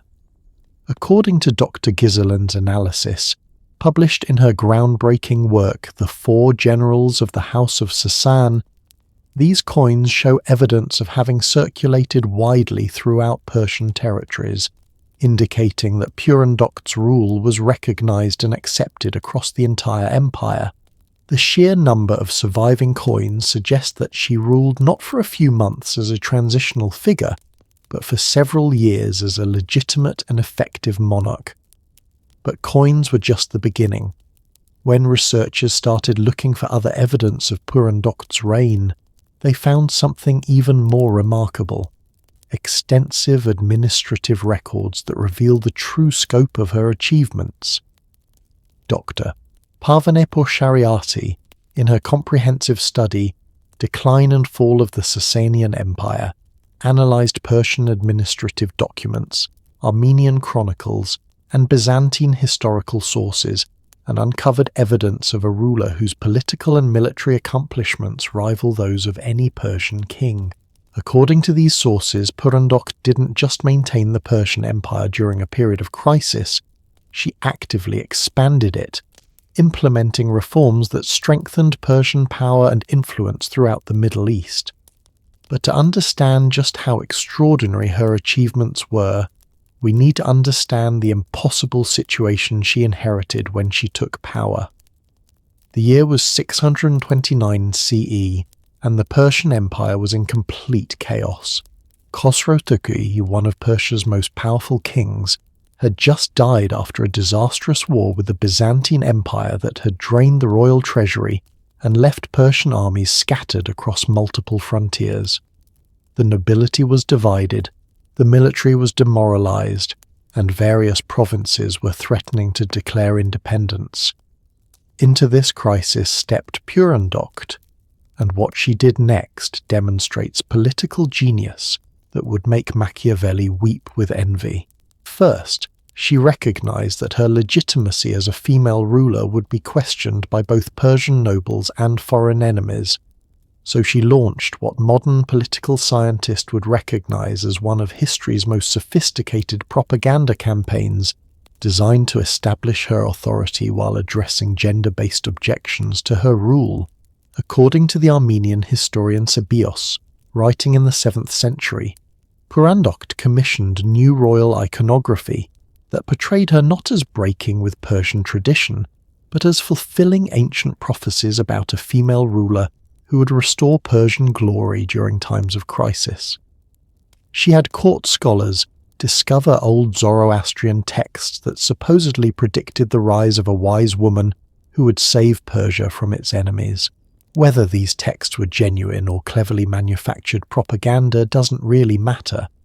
What matters is that they provided religious justification for female rule that made Purand's authority acceptable to traditional Persian society.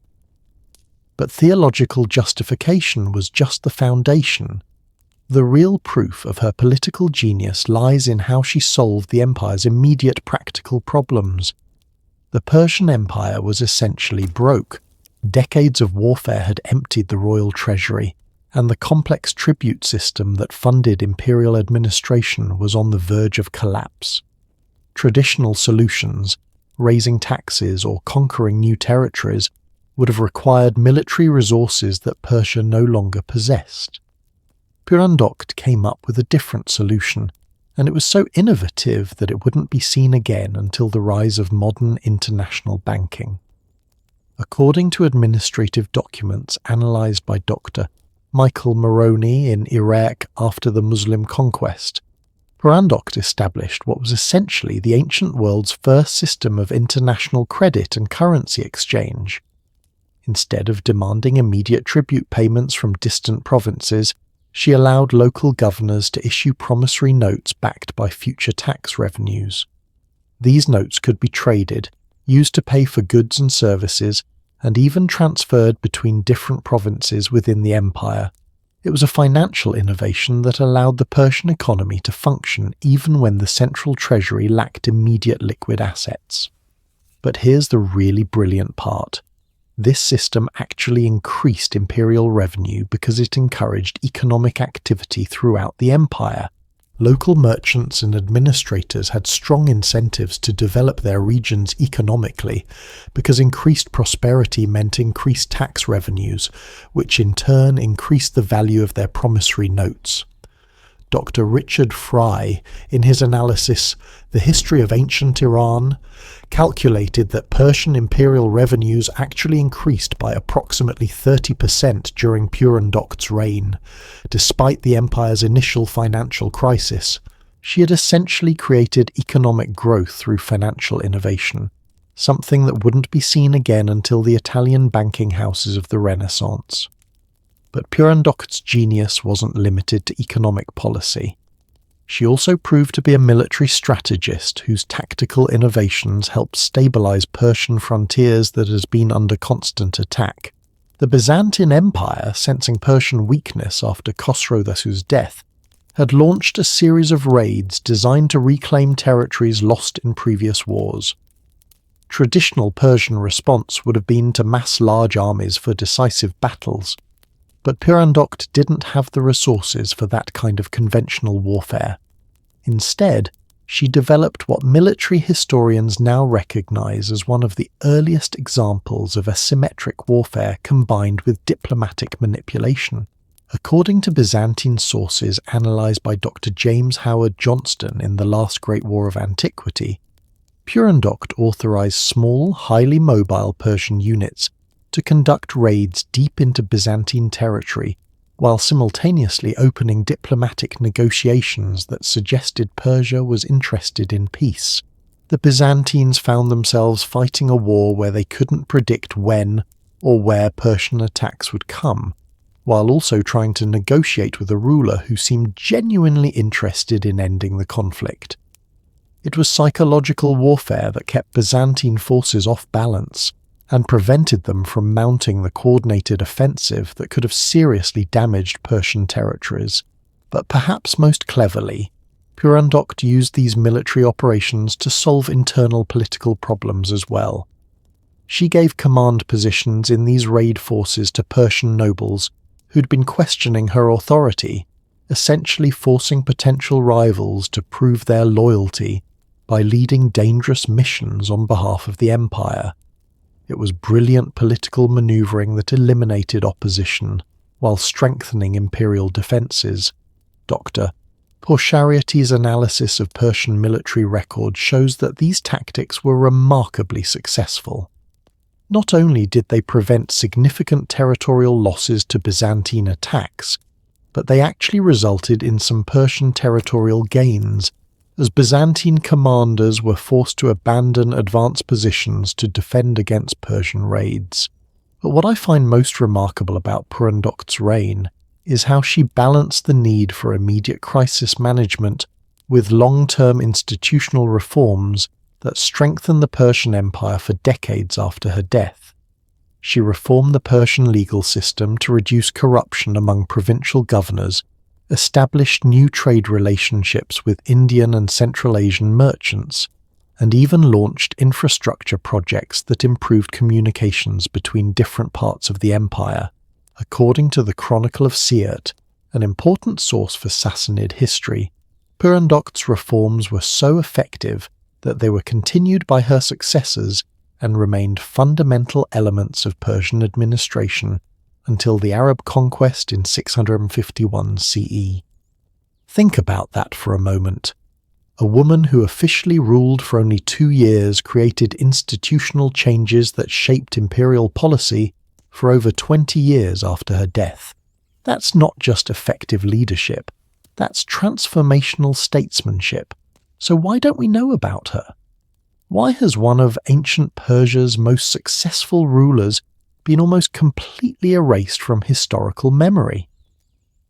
The answer reveals something disturbing about how historical narratives are constructed and preserved, because Purandocte's erasure wasn't accidental. It was deliberate, systematic, and it reveals the lengths to which later male rulers would go to suppress evidence of successful female leadership. The process began almost immediately after her death, when subsequent Persian kings began what Dr. Gizlan calls selective historical amnesia. Official chronicles were edited to minimize references to her reign. Her coins were recalled and melted down when possible, and administrative documents were altered to make it appear that her reforms had been implemented by male predecessors or successors. But the really systematic erasure came later, after the Arab conquest of Persia. Islamic historians, writing in a cultural context that was deeply uncomfortable with female political authority, had strong ideological reasons to minimize or eliminate evidence of successful female rulers in pre-Islamic Persia. Dr. Chase Robinson, in his analysis Islamic historiography, found evidence that early Islamic chronicles deliberately omitted or minimized references to Purand and other female Persian rulers, because acknowledging their success would have complicated Islamic arguments about the inherent superiority of Islamic political systems over pre-Islamic Persian governance. It was easier to claim that Islam had brought superior forms of government to Persia if there was no evidence that previous Persian systems had included successful female rulers.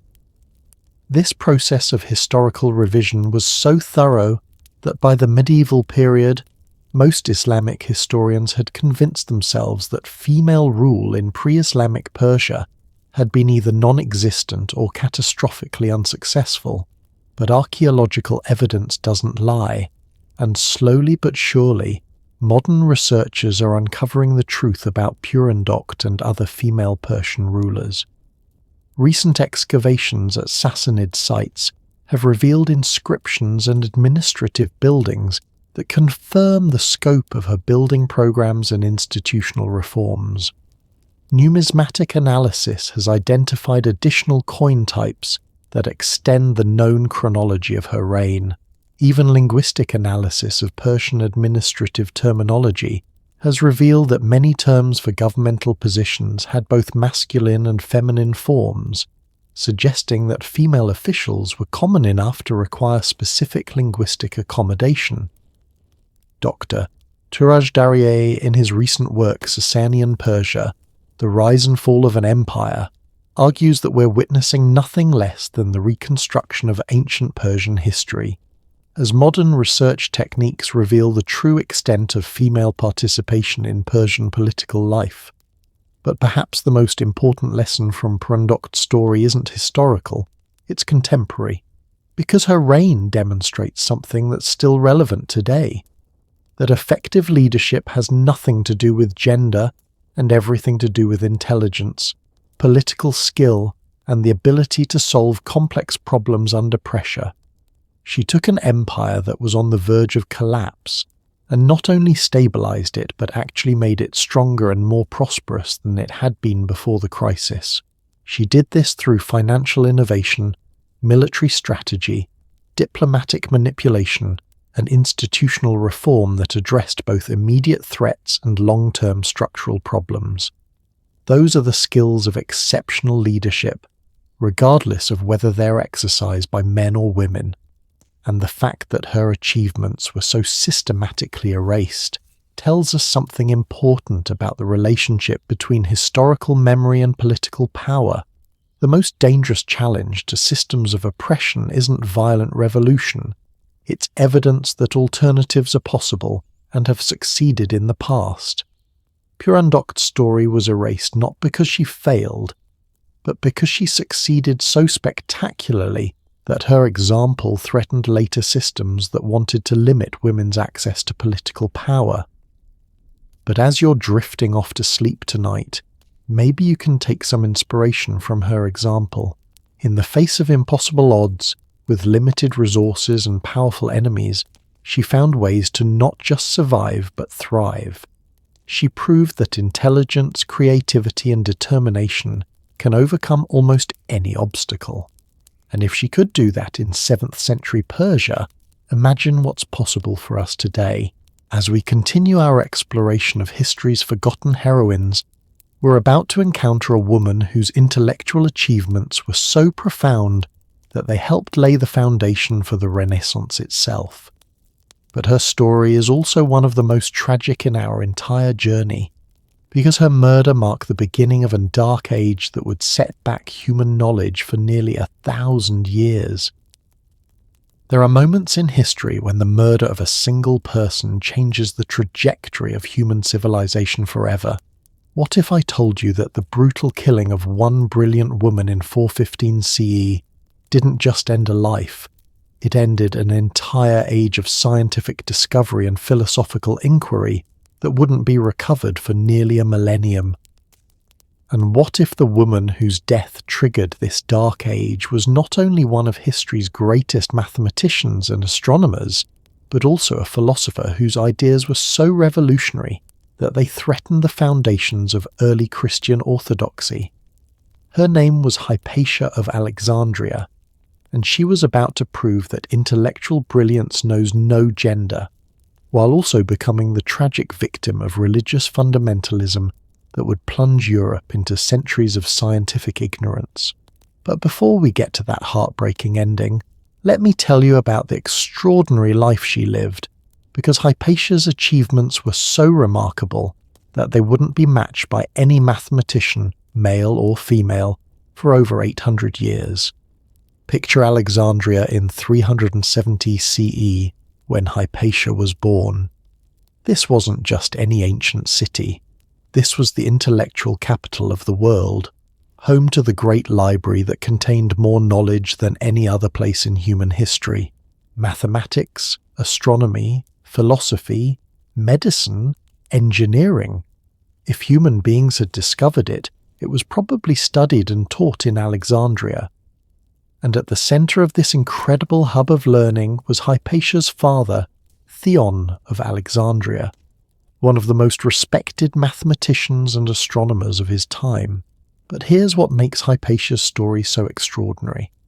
Instead of limiting his daughter's education because of her gender, Theon recognized her intellectual gifts and gave her the same rigorous training that he would have given to the most promising male students. Dr.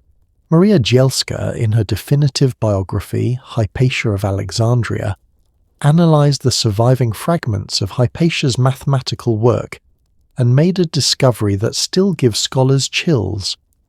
By age 20, Hypatia had not only mastered everything her father could teach her, she'd begun making original contributions to mathematics and astronomy that surpassed his own achievements.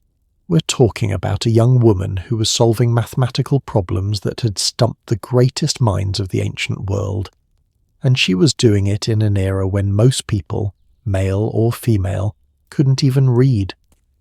But Hypatia wasn't content to just solve existing problems. She wanted to push the boundaries of human knowledge into territories that no one had explored before, and what she accomplished next is going to blow your mind. According to the 10th century Byzantine encyclopedia known as the Suda, Hypatia wrote commentaries on the mathematical works of Apollonius and Diophantus that were so innovative they essentially created new branches of mathematics. Her work on conic sections, the mathematical study of curves created by slicing through cones, included discoveries that wouldn't be rediscovered until the Renaissance. But here's the part that really shows you how far ahead of her time she was. Hypatia didn't just work with abstract mathematics. She was also an engineer and inventor who designed and built scientific instruments that were used throughout the Mediterranean world. Dr. Michael Deakin, in his analysis, Hypatia of Alexandria, Mathematician and Martyr, found evidence that she invented an improved version of the astrolabe, an ancient astronomical computer used for navigation and timekeeping. Her design was so sophisticated that Arab mathematicians were still using it over 300 years after her death. She also designed a more accurate version of the hydrometer, an instrument for measuring the density of liquids, and even created what may have been the world's first mechanical calculator, a device that could perform complex arithmetic operations automatically. Think about that for a moment. In 400 CE, while most of Europe was struggling with basic addition, Hypatia was building mechanical computers. She was essentially 1,200 years ahead of her time. But mathematics and engineering were just part of her genius. Hypatia was also a philosopher whose ideas were so revolutionary that they challenged some of the fundamental assumptions of both pagan and Christian thought. According to the letters of her student Synesius of Cyrene, preserved in the Patrologia Graeca, Hypatia developed what we'd now recognize as an early form of scientific rationalism. She argued that knowledge should be based on observation, experimentation, and logical reasoning rather than on religious revelation or traditional authority. This might not sound revolutionary to modern ears, but in 5th century Alexandria, it was absolutely radical. Most intellectual activity was focused on interpreting ancient texts or religious scriptures. The idea that human beings could discover new truths about the world through their own investigation was considered dangerous by both pagan traditionalists and Christian authorities. Dr. Edward Watts, in his comprehensive study, Hypatia, The Life and Legend of an Ancient Philosopher, describes her approach as proto-scientific methodology that anticipated the scientific revolution by over 1,000 years. She was essentially inventing the scientific method while living in a world that believed all important knowledge had already been revealed by the gods or recorded by ancient authorities. But perhaps Hypatia's most revolutionary idea was her approach to teaching and learning.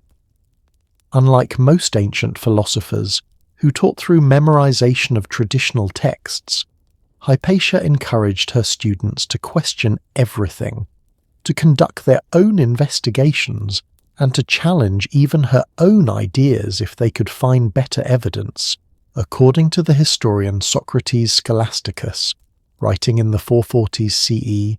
Hypatia's teaching methods were so effective that students travelled from across the Roman Empire to study with her. Her lecture hall was always packed, and her influence on the intellectual life of Alexandria was so profound that she was consulted by government officials on matters ranging from engineering projects to political policy. Think about that. In an era when women were generally excluded from public life, Hypatia had become one of the most influential intellectual figures in the Roman Empire. Government officials, military commanders, and religious leaders all sought her advice because they recognized that her knowledge and analytical abilities were simply superior to anyone else's. Dr. Sylvia Ronchi, in her analysis, Hypatia of Alexandria, found evidence that she was essentially functioning as an unofficial advisor to the Roman prefect of Egypt, helping to solve technical problems related to taxation, water management, and urban planning. She had achieved something that no woman before her had ever accomplished: recognition as the leading intellectual authority in her field, with influence that extended far beyond academic circles into practical governance and public policy. So what went wrong? How did a woman who had achieved such extraordinary success and recognition become the victim of one of history's most brutal murders? The answer reveals something deeply disturbing about what happens when intellectual freedom collides with religious fundamentalism, and it's a pattern that we've unfortunately seen repeated throughout history. By 410 CE, Alexandria had become a battleground between different Christian factions, each claiming to possess the only true interpretation of Christian doctrine. The most powerful of these groups was led by Cyril of Alexandria, a bishop whose rise to power had been marked by increasingly violent attacks on anyone who disagreed with his theological positions. Cyril's faction particularly targeted what they called pagan philosophy, by which they meant any form of learning that wasn't directly based on Christian scripture. Mathematics, astronomy, medicine, engineering. All of these fields were seen as potential sources of dangerous ideas that might lead people away from Christian faith. And Hypatia, as the most visible and influential representative of classical learning in Alexandria, became their primary target. Dr. Christopher Haas, in his detailed study Alexandria in Late Antiquity, traced the escalating campaign of harassment and intimidation that Cyril's followers directed against Hypatia and her students. They disrupted her lectures, vandalized her home, and spread rumors that she was practicing witchcraft and corrupting young Christians with pagan ideas. But Hypatia refused to be intimidated. According to the accounts preserved by later historians, she continued teaching, continued her research, and continued to speak out in favor of intellectual freedom and rational inquiry. That courage would ultimately cost her everything. In March 315 CE, during the Christian season of Lent, a mob of Christian fanatics led by a reader named Peter attacked Hypatia as she was travelling through Alexandria. What they did to her was so horrific that even ancient historians, who weren't squeamish about violence, had difficulty describing it. According to Socrates Scholasticus, they dragged her from her chariot, stripped her naked, and literally tore her apart with pottery shards and roof tiles. Then they burned her dismembered body to ensure that nothing remained. It was murder designed not just to kill, but to completely erase her existence from the world. But the tragedy of Hypatia's death goes far beyond the loss of one brilliant individual.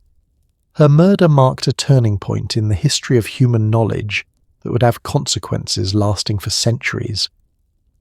Dr. Watts's analysis shows that within a decade of Hypatia's death, most of the other major mathematical and scientific scholars in Alexandria had either fled the city or abandoned their research entirely.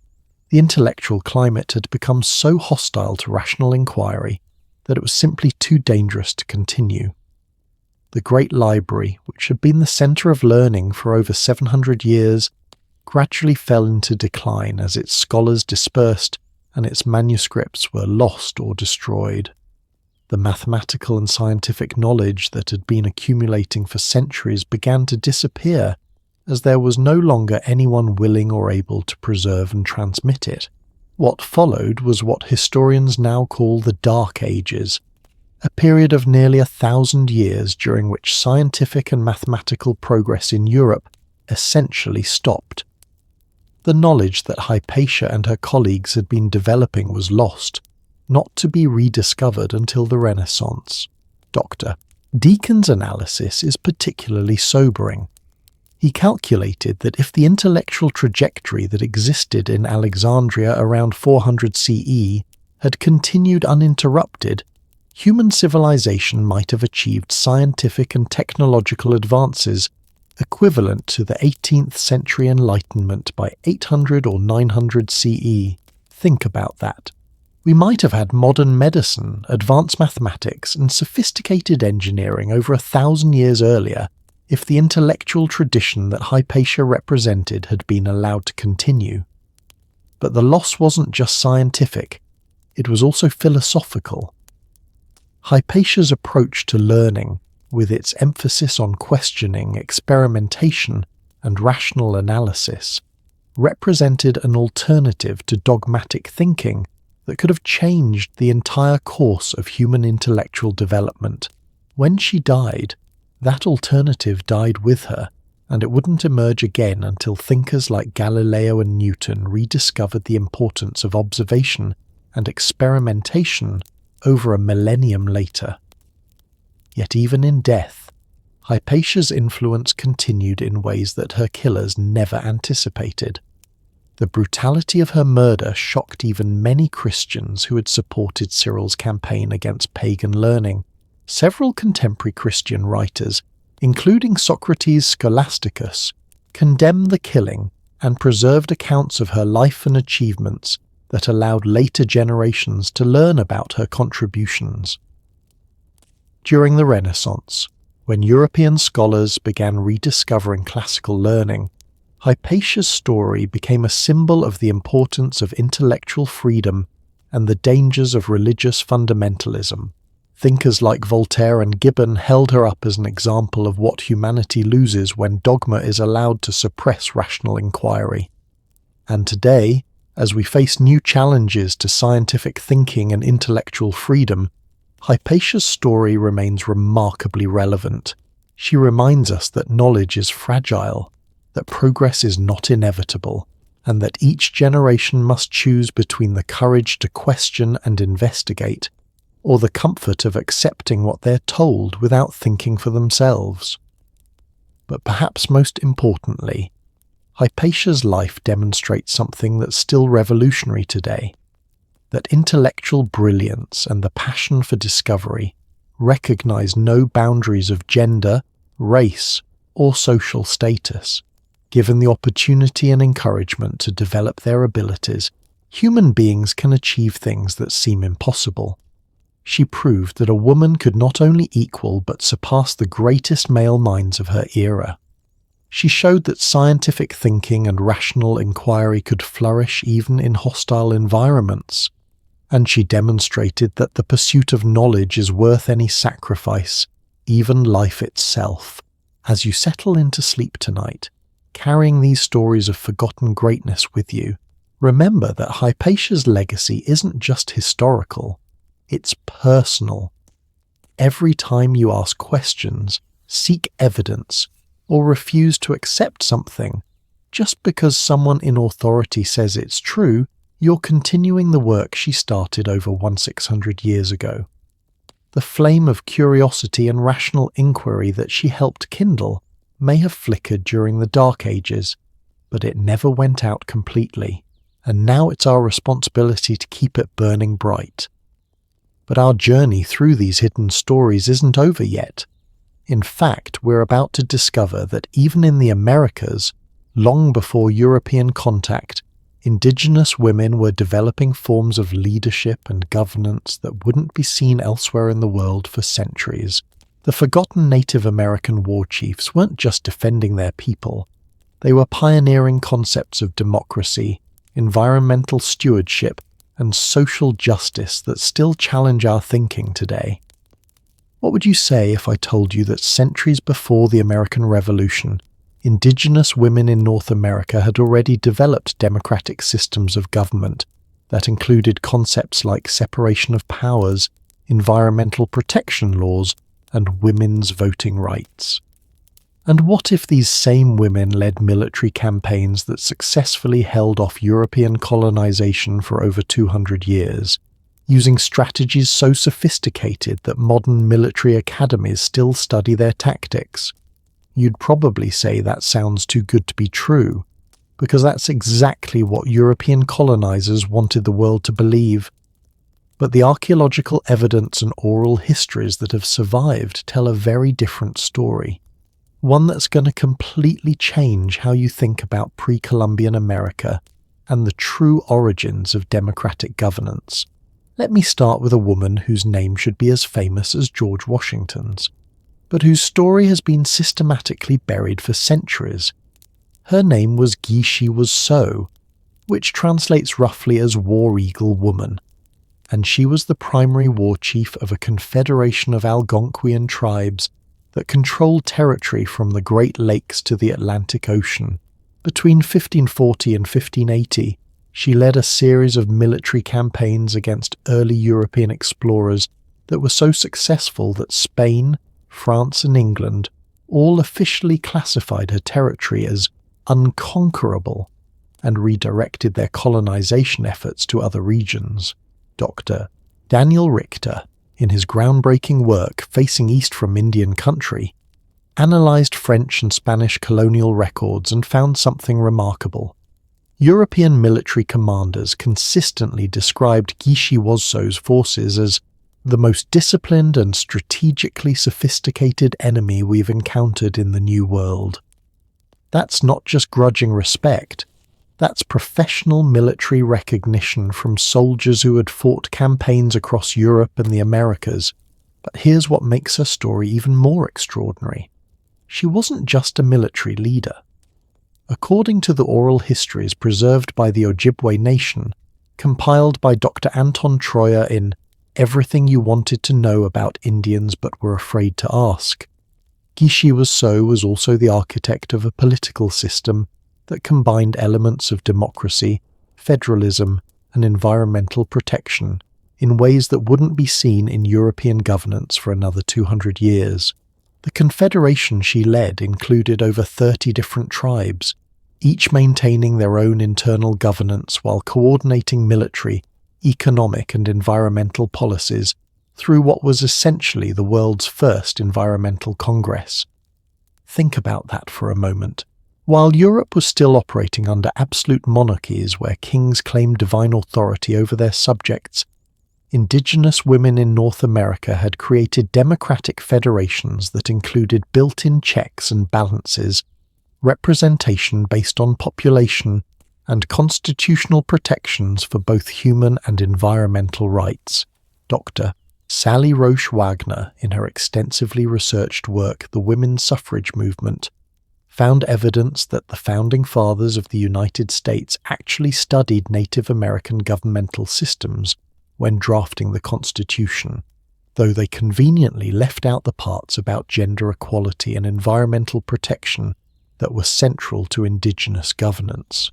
But let me tell you about the specific innovations that these Native American women leaders developed, because they're going to blow your mind with their sophistication.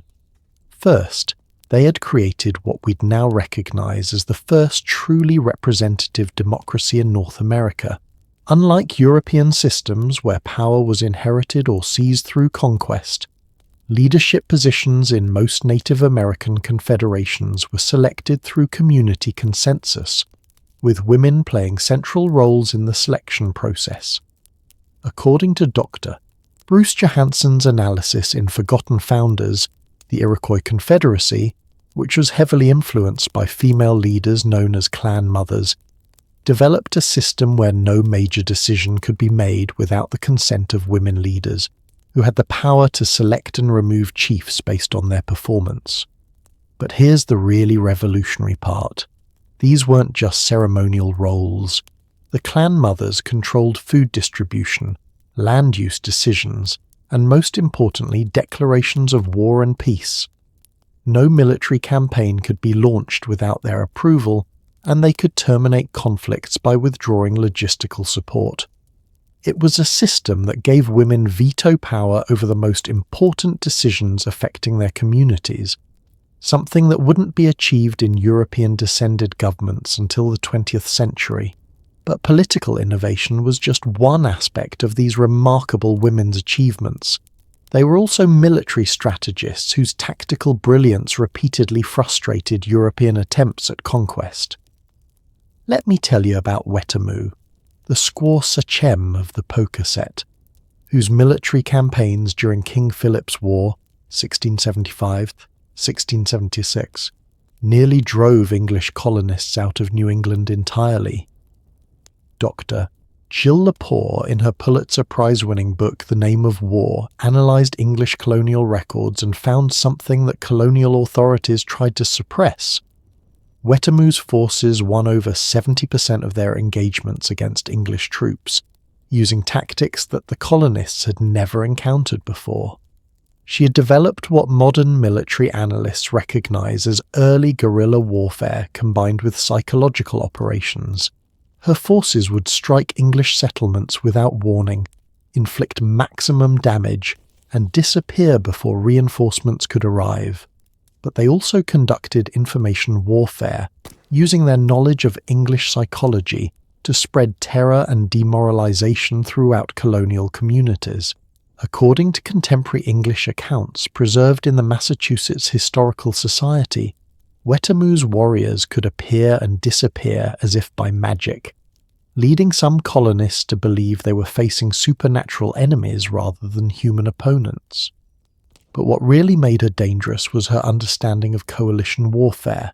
She had forged military alliances with over a dozen different tribes, creating a coordinated resistance network that could strike simultaneously across hundreds of miles of territory.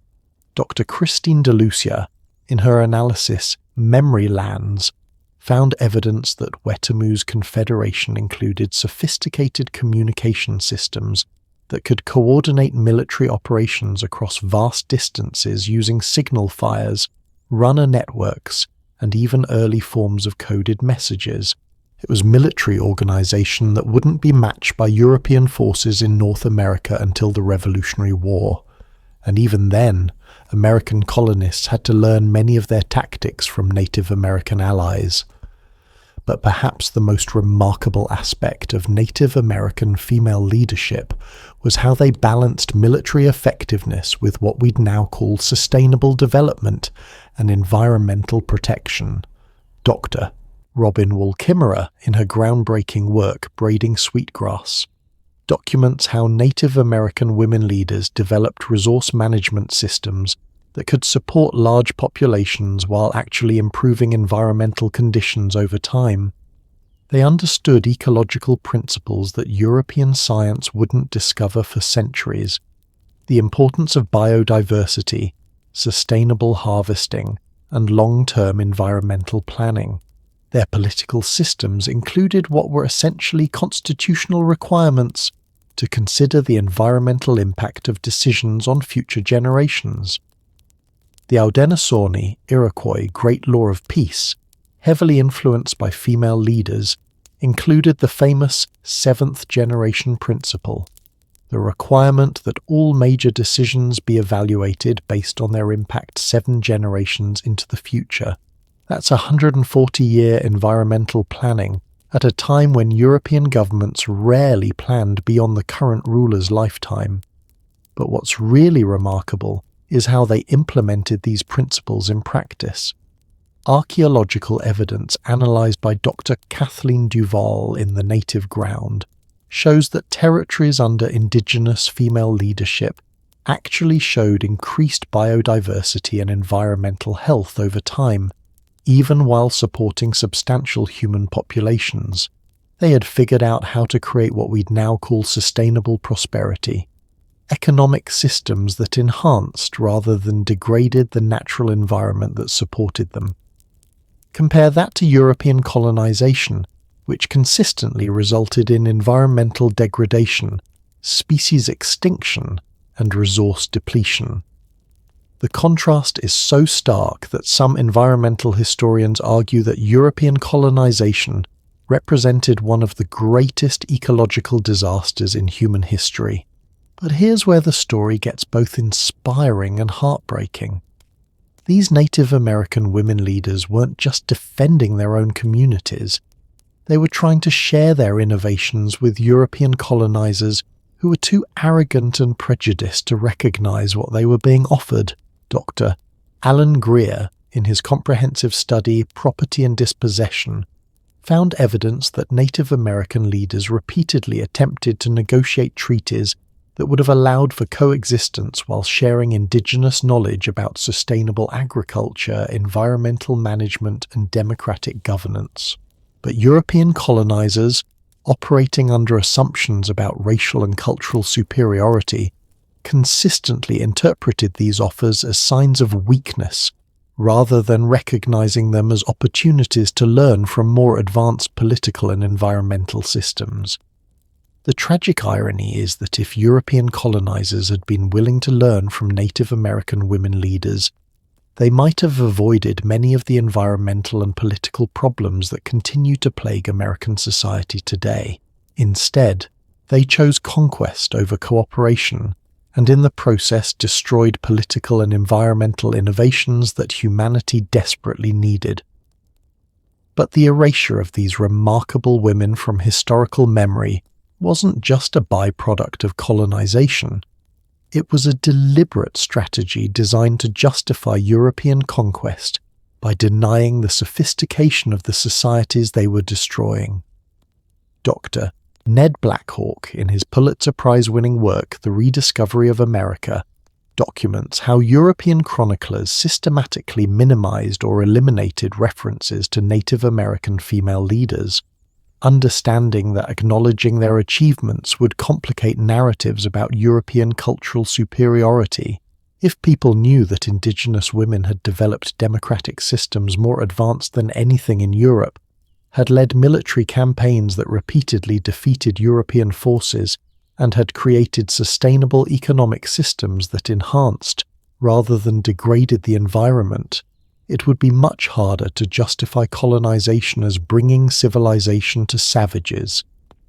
So, they created alternative narratives that portrayed Native American societies as primitive, male-dominated and environmentally destructive, essentially projecting European characteristics onto indigenous peoples, while hiding the true achievements of Native American women leaders. This historical revisionism was so thorough that even today, most Americans know more about European queens who lived thousands of miles away than they do about the indigenous women leaders who shaped the continent they actually live on. But oral traditions are powerful, and slowly but surely indigenous communities are working with sympathetic scholars to reconstruct the true history of Native American women's leadership and achievements. Modern archaeological techniques are confirming what oral histories have always maintained, that pre-Columbian North America included sophisticated political systems, advanced military organizations, and sustainable economic practices that in many ways surpassed anything existing in contemporary Europe. Dr. Pekka Hämäläinen's recent work Indigenous Continent presents evidence that some Native American confederations controlled larger territories, managed more diverse populations, and maintained more stable governance systems than most European nations during the same period. And DNA analysis, linguistic studies, and environmental archaeology are all confirming that these achievements weren't accidents or isolated anomalies. They were the products of sophisticated knowledge systems that had been developed and refined over thousands of years.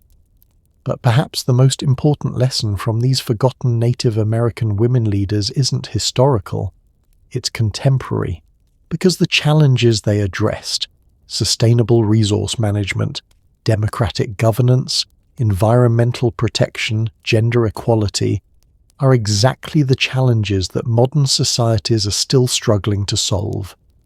Their innovations in federal democracy influenced the founding of the United States. Their environmental management techniques are being studied by modern conservationists trying to address climate change.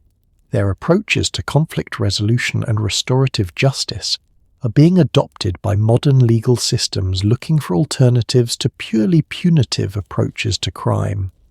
In other words, these primitive indigenous women had already developed solutions to problems that modern advanced societies are just beginning to recognize. And that's what makes their erasure from history so tragic. We've spent centuries reinventing solutions that already existed, while the women who developed those solutions were dismissed as savages whose knowledge had no value. But their legacy isn't lost. Today, Indigenous women leaders like Winona LaDuke, Deb Haaland, and countless others are carrying forward traditions of environmental stewardship, democratic governance, and sustainable development that stretch back centuries to their ancestors who first developed these innovations. Every time we see women in leadership positions, every time we consider environmental impact in our decision-making, every time we try to balance individual rights with community needs, we're building on foundations that were laid by Native American women whose names we're only now beginning to remember. As we reach the end of this extraordinary journey through the hidden stories of history's most remarkable women, think about this.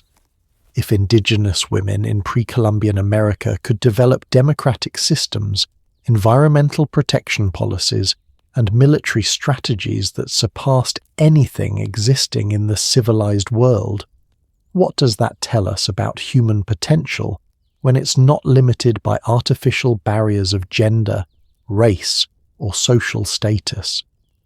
These women proved that leadership ability, innovative thinking, and moral courage aren't determined by demographics. They're determined by character, intelligence, and the willingness to work for something larger than oneself. And as we prepare to wrap up this incredible journey through forgotten history, remember that all of these stories, from Egyptian pharaohs to Viking shield maidens, from Chinese assassins to Persian empresses, share one common thread. They prove that human greatness comes in many forms, and some of the greatest achievements in human history were accomplished by women whose stories were deliberately hidden from us. Now, as we come full circle in this remarkable exploration of hidden history, it's time to ask ourselves the most important question of all. What do these forgotten stories mean for us today? How can the courage, intelligence, and determination of these ancient heroines inspire us to unlock our own potential and create the kind of world they would have been proud to see? As we reach the end of this incredible journey through forgotten history, I want you to take a moment to think about what we've discovered together tonight. We've travelled across continents and centuries, From the hidden pharaohs of ancient Egypt to the goddess warriors of the Aztec Empire, from Chinese assassins to Persian empresses, from Viking shield maidens to Native American war chiefs who pioneered democracy itself. But here's what I hope you've realized. This wasn't just a collection of interesting historical tales. This was evidence, overwhelming, undeniable evidence, that human potential has no gender boundaries, no cultural limitations, and no expiration date. Every single woman we've met tonight faced the same fundamental challenge. They lived in societies that told them they weren't capable of greatness. They were told that leadership was for men, that intellectual achievement was for men, that military command was for men, that political power was for men. And every single one of them looked at those limitations and said, "We'll see about that." Hatchepsut didn't accept that pharaohs had to be male. She redefined what pharaonic authority could look like. Cleopatra didn't accept that intelligence was less important than beauty. She built an economic empire with her mind. Li Qingzhao didn't accept that teenagers couldn't change history. She nearly assassinated an emperor and inspired rebellions that lasted for generations. The Amazon warriors didn't accept that women couldn't be soldiers. They created military systems so effective that their legends terrified enemies for centuries. Boudica didn't accept that occupied peoples had to stay conquered. She brought the Roman Empire to its knees and proved that courage could overcome almost any advantage in numbers or technology. But perhaps most importantly, these women didn't just break barriers for themselves, they created possibilities for everyone who came after them. They proved that when artificial limitations are removed, human beings can achieve things that seem impossible. And that's the secret I want you to carry with you as you drift off to sleep tonight. Because the same potential that drove these ancient women to greatness exists within every person listening to this story. Think about it. Enheduana invented the concept of the author as public intellectual 4,000 years ago, using nothing but her intelligence and determination to influence the fate of empires. If she could do that with cuneiform tablets and clay, imagine what you could accomplish with the internet and all the tools of modern communication. The Indian spy masters developed intelligence networks that spanned continents, using careful observation and strategic thinking to prevent wars and shape political outcomes. If they could gather and analyze information that precisely using just human networks, imagine what you could achieve with access to global databases and instant communication. The Viking shield maidens created gender-equal societies that wouldn't be matched by most of the world for another 1,000 years, proving that progressive social change is possible even in the most challenging circumstances. If they could achieve that level of equality in medieval Scandinavia, imagine what we could accomplish with all the legal and technological tools available today. But here's the lesson that I think is most important, and it comes from studying all these stories together. Real change doesn't happen because someone grants you permission to be great. It happens because you decide to be great regardless of whether anyone else thinks you deserve the opportunity. Every woman we've met tonight had to overcome the same fundamental obstacle. They had to believe in their own potential even when the entire world told them they were delusional. They had to trust their own abilities even when there were no role models to follow. They had to create the path forward rather than waiting for someone else to build it for them. And that's exactly what's available to each of us today. Yes, we still face obstacles. Yes, there are still systems and structures and cultural assumptions that try to limit human potential based on gender, race, background, or any number of other irrelevant factors. But we also have something that none of these ancient women had. We have their stories. We have proof that it's been done before, that barriers can be broken, that the impossible is actually just the untried. When Hatshepsut put on the pharaoh's false beard, she didn't know if anyone would accept her authority. She was creating something entirely new, with no guarantee of success. But because she took that risk, we now know that female leadership is not only possible, it can be extraordinarily successful. When the Amazon warriors developed their combat techniques, they had no examples to follow. They were inventing an entirely new form of warfare with no assurance that it would work. But because they were willing to experiment and innovate, we now know that military effectiveness has nothing to do with gender and everything to do with training, strategy, and determination. When Purand implemented her economic reforms, she was essentially creating modern international banking from scratch, with no textbooks or precedents to guide her. But because she was willing to think creatively about seemingly impossible problems, we now know that financial innovation can come from anywhere, and that crisis can be an opportunity for revolutionary thinking. So here's my challenge for you as you settle in for sleep tonight. What would you attempt if you knew that success was possible? What barrier would you try to break if you had the confidence of an Egyptian pharaoh, the strategic thinking of a Chinese spy master, the courage of a Celtic warrior queen? What would you create if you trusted your own potential, the way Enheduana trusted her ability to reshape religion and politics through the power of words? What would you build if you had the innovative mindset of Hypatia, who invented mechanical computers 200 years before anyone thought they were possible? Because here's the secret that all these stories share. None of these women were born with supernatural abilities. They were born with exactly the same human potential that exists within every person listening to this right now. What made them extraordinary wasn't some magical gift. It was their willingness to develop their abilities, to persist through failures, to learn from mistakes, and to keep pushing forward even when the odds seemed impossible. Hatchepsut ruled successfully for 22 years not because she was born knowing how to be a pharaoh, but because she was willing to learn statecraft, diplomacy, economics, and military strategy until she became better at those skills than most of her male counterparts. Cleopatra became one of history's most effective leaders, not because she was naturally brilliant, but because she studied 9 languages, mastered mathematics and engineering, and spent years understanding the political and economic systems she would need to navigate.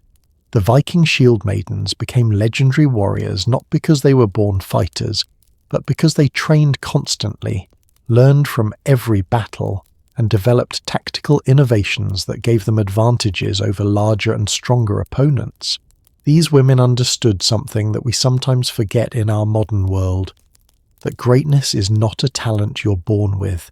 It's a skill you develop through practice, persistence, and the willingness to keep learning even when the process is difficult or discouraging. And that means greatness is available to anyone who's willing to do the work to achieve it.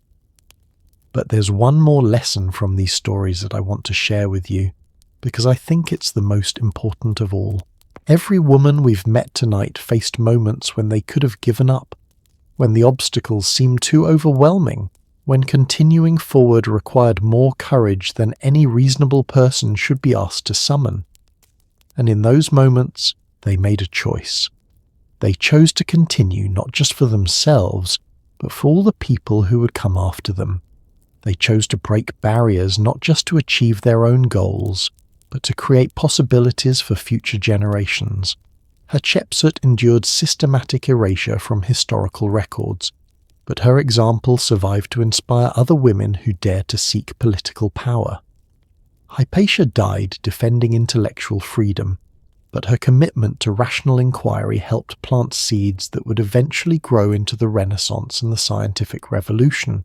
The Native American war chiefs fought not just to defend their own communities, but to preserve knowledge about sustainable governance and environmental stewardship that the world desperately needed and still needs today. They understood that individual achievement isn't just about personal success. It's about expanding what's possible for humanity as a whole. And that's the opportunity that exists for each of us right now. Every time we develop our abilities, every time we refuse to accept artificial limitations, every time we persist through challenges that seem impossible, we're not just changing our own lives, we're creating evidence for everyone who comes after us that those barriers can be overcome. We're writing the next chapter in this incredible story of human potential that stretches back thousands of years to the first woman who looked at the world around her and decided that she could make it better. So as you drift off to sleep tonight, carrying these stories with you, remember this. You are the descendant of queens and warriors, of inventors and innovators, of women who built empires and changed civilizations. Their courage flows through your veins. Their intelligence lives in your mind. Their determination strengthens your spirit. You've inherited not just their DNA, but their legacy of possibility. You're the latest chapter in an unbroken chain of human potential that stretches back to the beginning of recorded history and forward to achievements we can't even imagine yet. The women whose stories we've shared tonight didn't break barriers so that we could admire them from a distance.